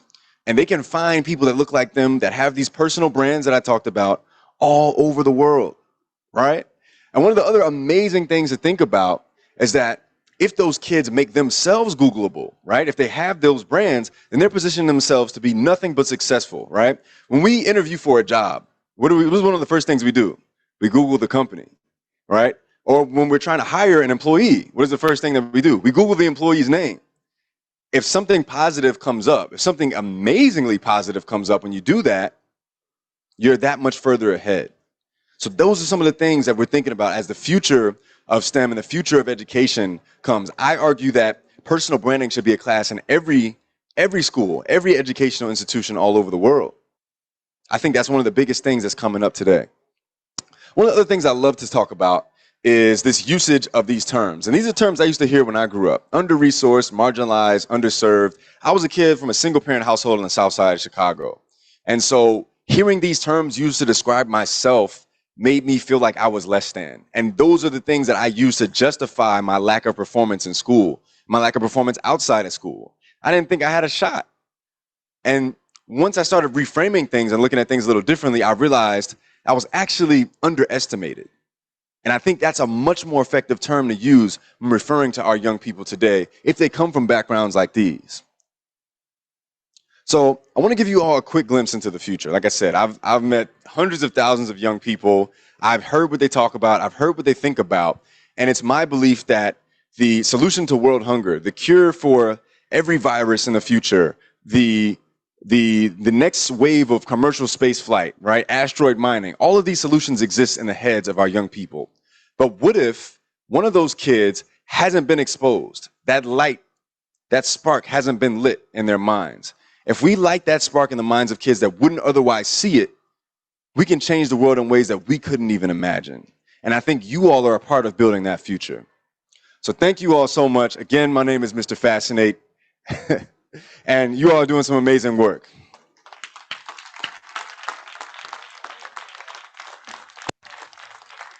Thank you so much. That was awesome. Gosh, I love it. Love what you're talking about. That's great. Let's give him another round of applause. That was really great. Thank you so much. We have one more video that we would like to show you, and then Mr. Wells is going to come up. This is a video from Bambi George, and I would like to say thank you as well for allowing me to be part of your evening tonight. And again, congratulations on helping aSTEAM Village. Near and dear to my heart, appreciate what they're doing. Whatever we can do at KSHB 41 to help, we do. And we're just proud that all the stories up there were from us because we really are partners with you and we thank you for it.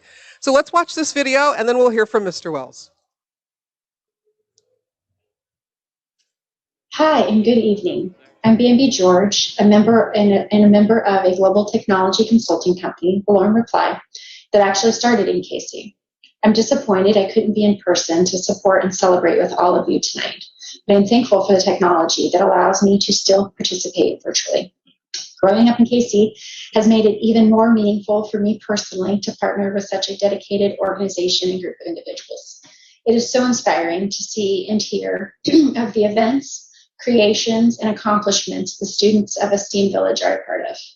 Being a female in the field of computer science and technology, I fully understand and appreciate the value of not only supporting our youth in the arena of STEAM, but by providing the encouragement, tools and resources, space, and opportunities for these talented, innovative young minds to explore the never-ending possibilities of art and science. Not many years ago was it more science fiction than reality to simply join a virtual meeting to connect with someone else face-to-face. And now it is a relatively simple action that we've grown to depend on for school, work, or connecting with our loved ones to talk about our day. Imagine even our simple daily actions if we couldn't leverage the technology we've now grown to rely on. All of these things came from curious minds that pushed the edges of what existed and what could be.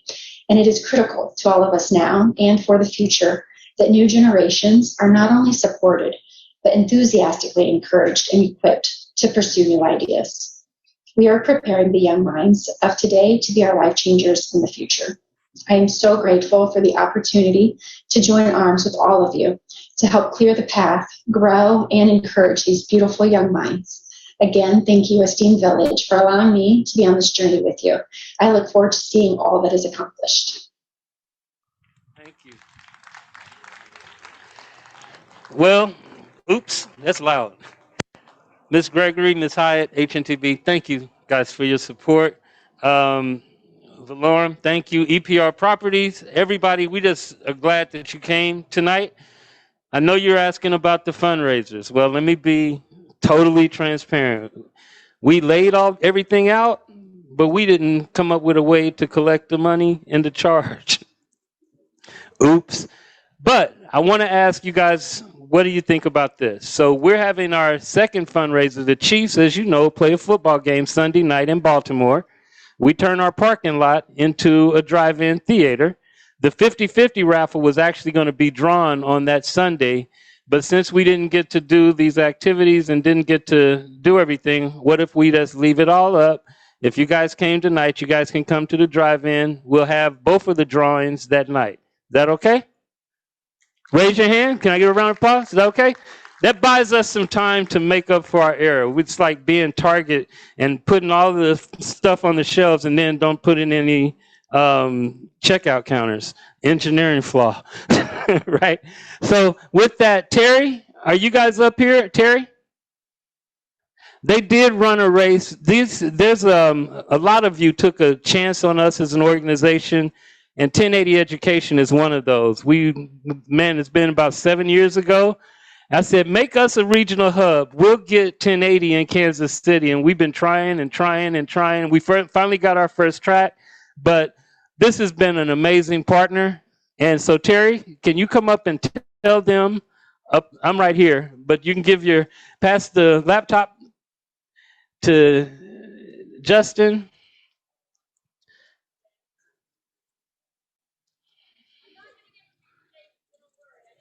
He's going to show you some cool technology that we do. Mr. Taborn, I know you there. This is actually how we take the physical and marry it up to the virtual. But I also want Terry to tell you guys about her program and the math that's embedded in it. How many of you follow NASCAR? NASCAR, that's what this is about, right? And nobody really connects math and science and engineering. Well, you would connect engineering.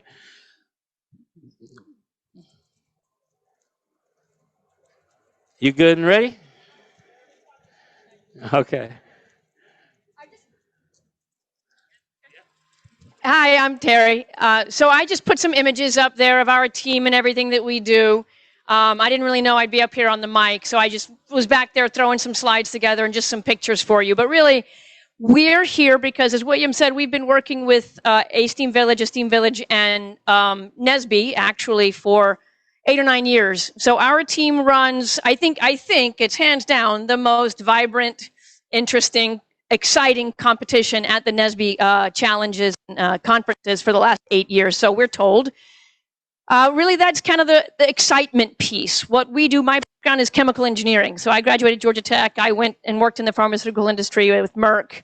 And I became a mentor I learned so much through the types of activities, like what William does with aSTEAM Village, that I actually formally launched 1080 Education with some partners a while ago. So Nelson is in the back. He's a great mentor for a lot of the folks. We actually work with students all over the United States and in China. And William is doing wonderful work. So what we did today actually was we ran a simulate. Well, actually, did any of you see the track out here? No, nobody saw the track out there. It kind of got up late. A couple of you guys did. We got some of the students out there to drive some cars around. Kind of what we had to do in COVID. We had to get a little creative, right? So everyone's doing Zoom meetings, and that's boring. Who's zoomed out? I think we're all zoomed out. What we decided we figured out how to do is we hired a programmer, and we actually, I'm going to jump on over to, you see I have a ton of stuff open. So let me get to the sim. We hired a programmer, and we said, look, we really need our students to continue doing hands-on work, right? Because we're really teaching hardcore math, hardcore science, but we're doing it the fun way, kind of like the prior presenter was just sort of talking with you about. We embed mathematics in everything we do. We embed science and actually all sort of innovative principles, business, enterprise, project management. So we actually ask students to own a racing team, a racing company. So we started as partners with NASCAR. We are no longer partners with NASCAR, but essentially the students here own a race team. They run a business, they do pitches, they do elevator speeches, but really the most important piece from our perspective, I want future engineers like you do, is they're engineering a vehicle, the performance of a vehicle. I'm going to show you a couple of slides in a second, but really what we had to get innovative. So we had students all over the country. We said, do not just go to the screen. We need you to keep your hands on things.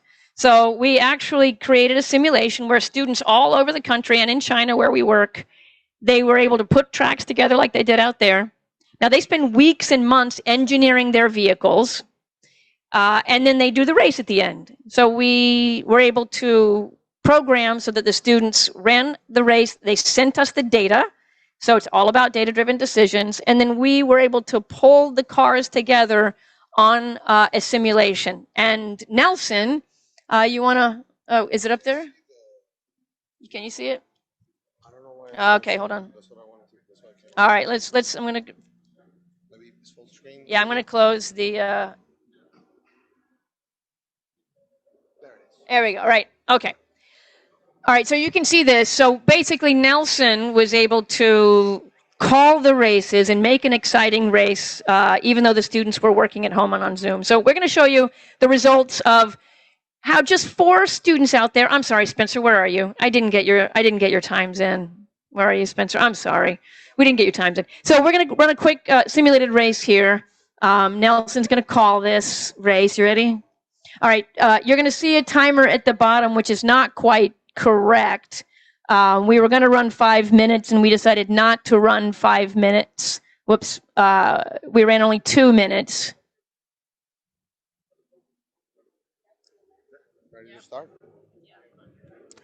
Good evening, everybody. It's my pleasure to be here. We've been traveling nonstop for about 6 to 7 years. And the people we meet and the eyes of the children when they finally get to do stuff with their hands and work as a team, it just changes everything. It changes everything, and that's why we do it. We don't do it for nothing else. We do it because it changes lives, and it twists my heart, you know. It's really, really, really, and I'm sure that's why William does it, you know. All right, guys, we're gonna run our simulator race. Here we have it. So right now, Hartzell and Nick just going crazy at it. Nick put a performance out there. We review the data. Right now, as you guys can see, everybody's on the track. This is real data. We gathered this later this afternoon. And right now, as you guys can see, Elena, almost 3rd place right there. She put all amazing laps. Nick, amazing. Just look at that. Non-stop passing them. You guys just follow the number of the car, and you guys can tell who's winning. We streamed this on Zoom, and everybody went bonkers. Look at that. In the bottom, we have a consistency chart that we show who is actually doing more consistent laps and who is actually, going for the win. Less crashes, more consistency, more wins. And this one, Nick just did a great job. And Jesus right there with him, just amazing, amazing. We have this feature, we enhance the race so we can actually go through it 15-minute, 20-minute, 30-minute races online, and people love this. So right now, guys, look at this. Nick finished with 18 laps, 14 laps for Jesus, Elena, 11, and Hartzell, 10 laps. This is the way we've been doing it with COVID, and it's been breakthrough, guys, breakthrough. Because the kids get out there, make their track, gather the data, send us the data, we do the formulas, and voila, we got a race. And just to sort of close out, I know that William wants us to emphasize how much math we put behind it. So this is just one sample graph that kids might come up with. So we had some students out there who are driving, brake speed. Anyone almost ever been out of gas? And then do you know what to do when you're almost out of gas? You slow down and you drive consistently, right? So we know this, but the students don't. So this is the type of data that they will gather using the curriculum in order to come up with their race strategy. And just so you guys know, we're focusing on the race piece today, but we also work with autonomous vehicle challenges. And I know aSTEAM, I've been calling you aSTEAM all these years. Am I supposed to be calling you aSTEAM? Actually, William, you guys are working with the autonomous vehicle and with drone pieces this year. So we focus the race stuff today, but William and your crew, incredible work. And we're really proud to be your partners all these years. So thanks, guys.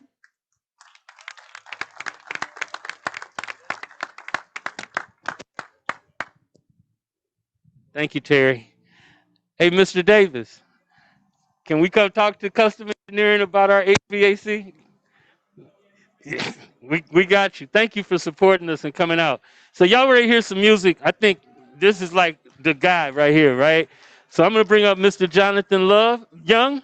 Mr. Young. Would you come? All right, let you introduce the artist of the evening. Hey, y'all, how y'all doing? How y'all doing? All right, so my name is Jonathan Young. I'm the CEO of JPRG Radio in Atlanta, GA. I also work with this incredible violinist, right? So I don't want this to be a boring segment. So can y'all just say STEM? All right.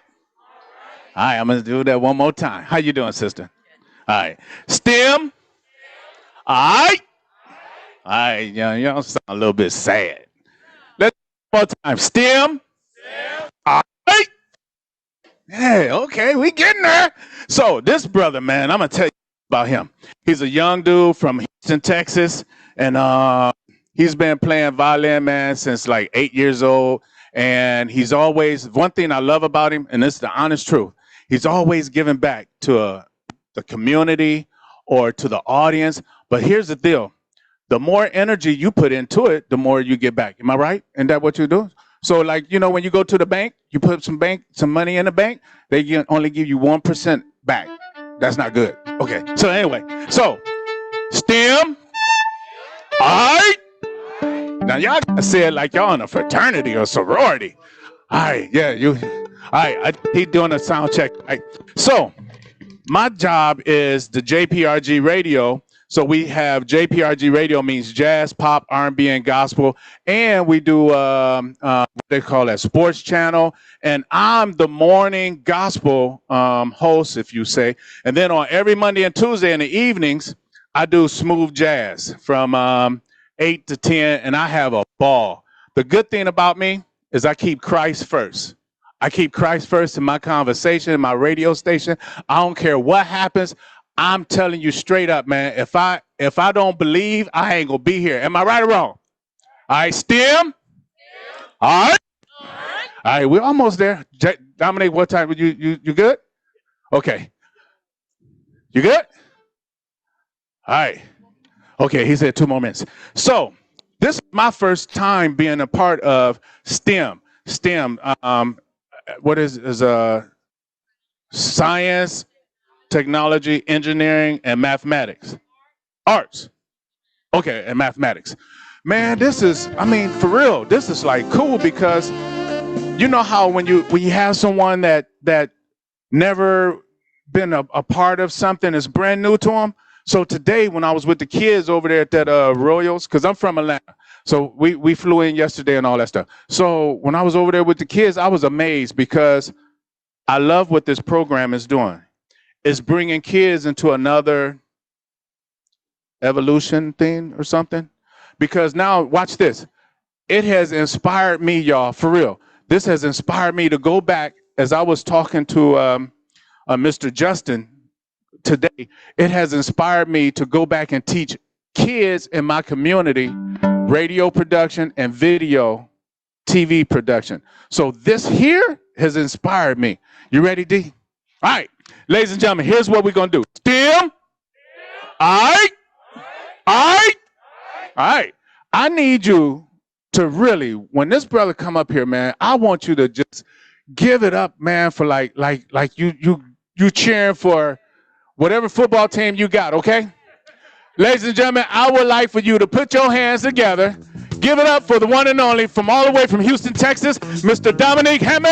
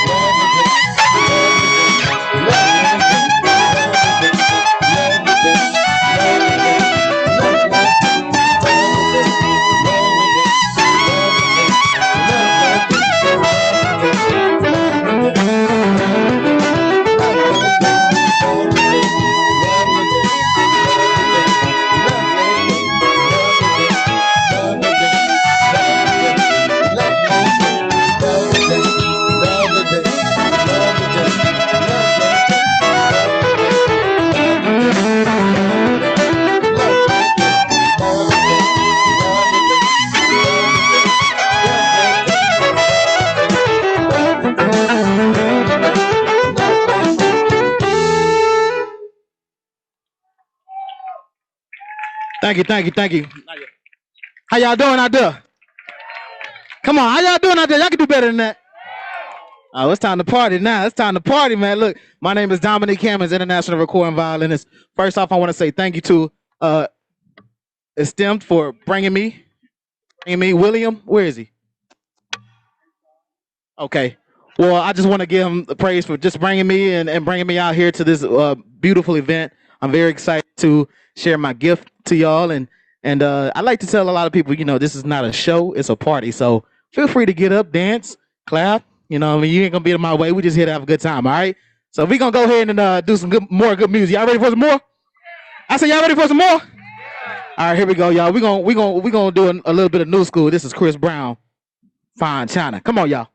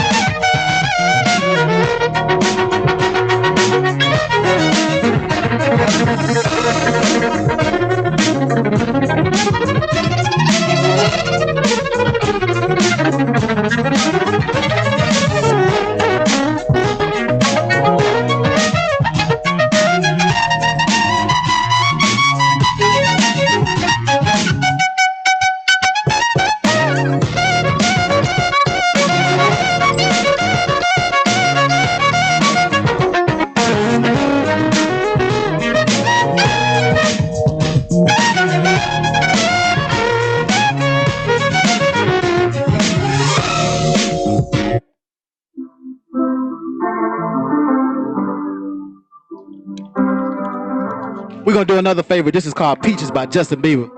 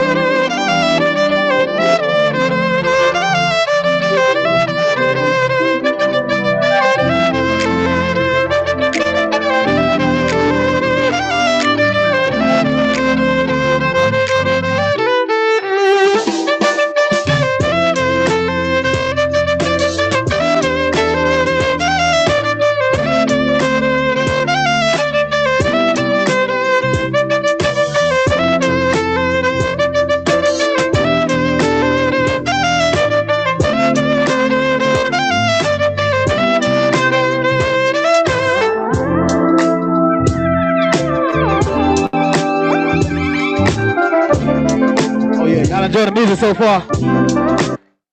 Oh yeah, it's about to get muy fuego in here. And on this next one right here, this is Maria, y'all. I hope y'all have a good time on this one. Like I said, feel free to get up and dance, y'all. We all here to jam out. Don't be shy. You know what I mean? This is one of my favorite songs right here, man. I be feeling some type of way when I play this.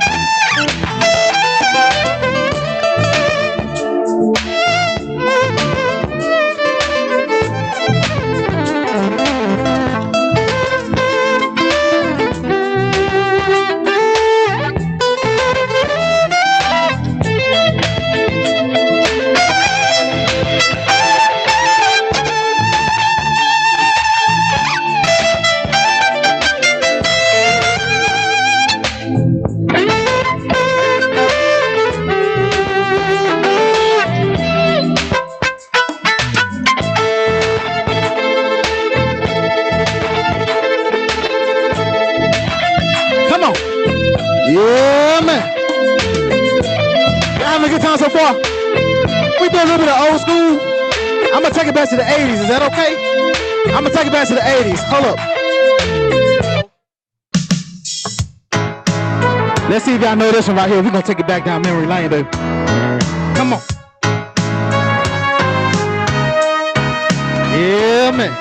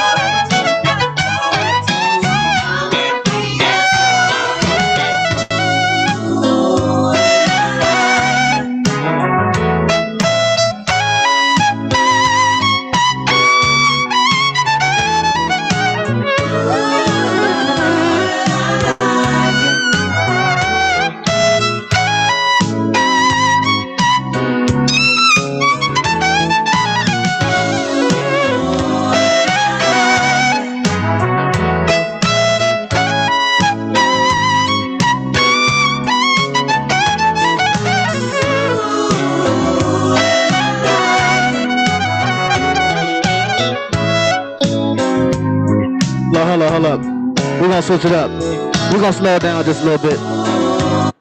This is one of my favorite songs as well. This is by Giveon. This is called Like I Want You. So sit back, relax, feel the vibes with me. This one of those songs, man, where you just close your eyes and just take yourself out of reality and just into a whole nother dimension, you know? This is what I do every time I pick this violin up, man. Here we go. Don't hurt him, D. Don't hurt him.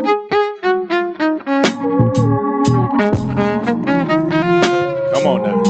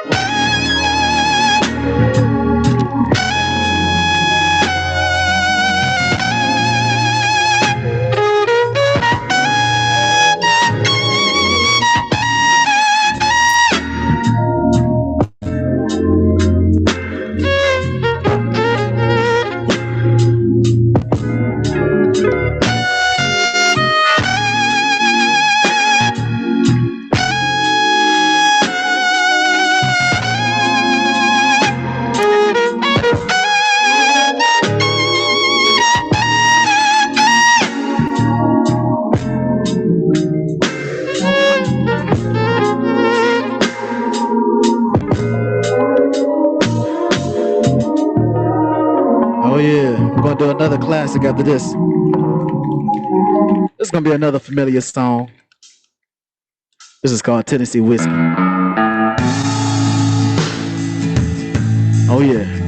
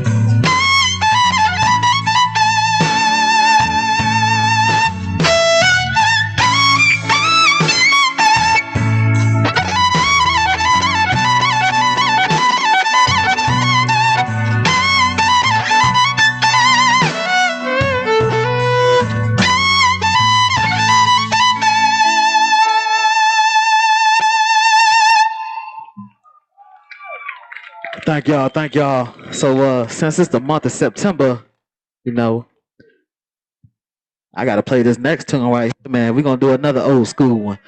We got any Earth, Wind, and Fire fans in the building? Oh yeah. Okay, I got somebody right here. Okay, she ready. Look at her.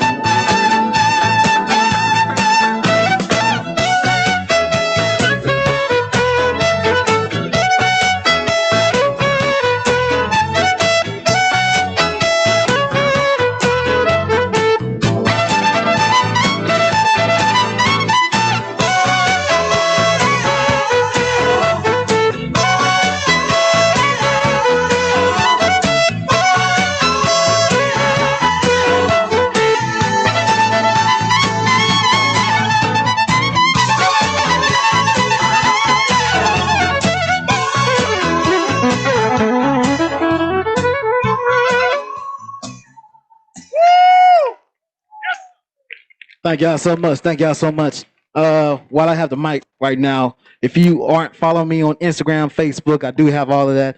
Instagram at Dominique Hammons Violin. That's DOMINIQUE HAMMONS Violin. Also, my Facebook is Dominique Hammons. You can find me from there. You can visit my website, DominiqueHammons.com. I guess that's about it. So yeah, I pretty much YouTube videos as well. So feel free to type my name into YouTube. I have like hundreds of videos. So be sure to check those out, share them with your friends, and pretty much everything I'm playing now is also on YouTube. So you can share with your friends. But once again, man, thank y'all so much. I got some more songs for y'all before we head out. Let's go ahead and do another one. Another classic. Let's do Return of the Mac. That's okay. We're gonna do Never Too Much, then we're gonna do Return of the Mac, all right? Come on, we're gonna take it back, y'all.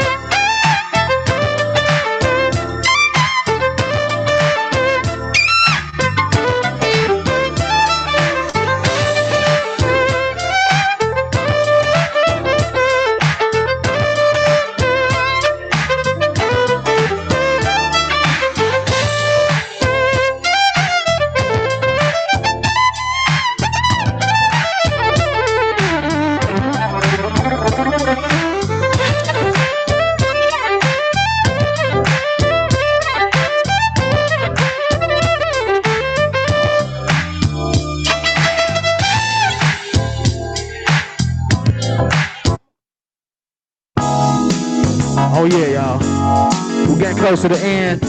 Come on, y'all. This is Stevie Wonder. Isn't she lovely? I dedicate these to all the beautiful ladies in the building.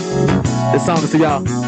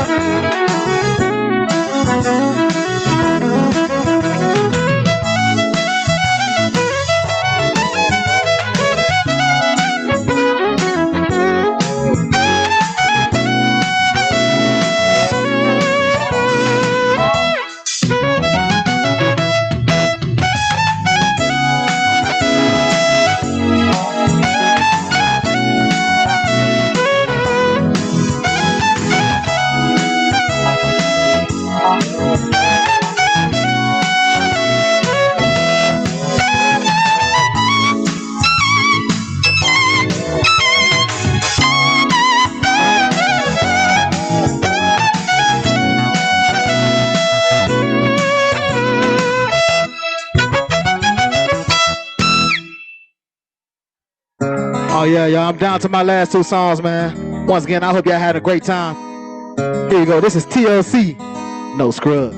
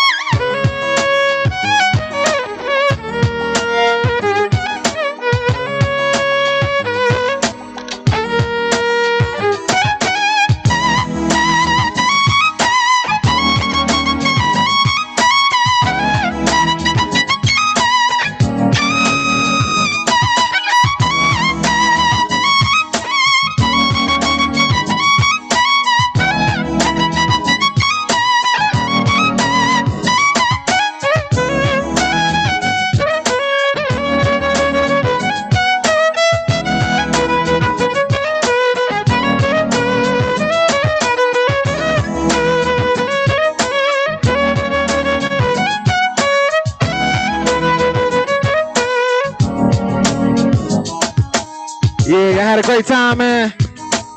Come on, did y'all have a good time? This is my last song. This is Beyonce before I let go.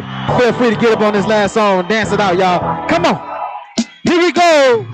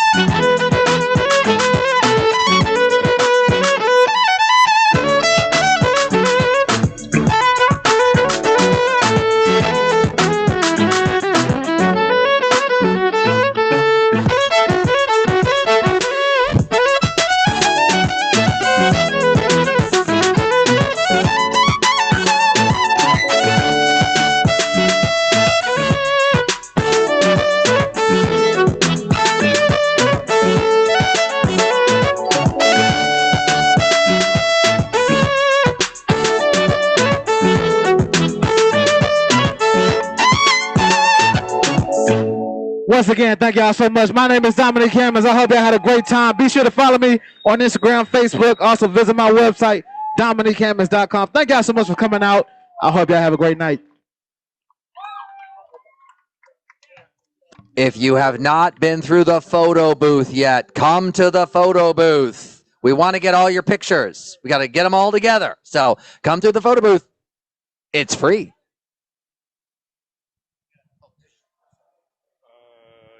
Is that you? Is that someone else's? Is that? What, this? Yeah. No, you can stay here. Okay, good. I'm gonna look for whoever's next. I think that's his. Let me unplug this for you.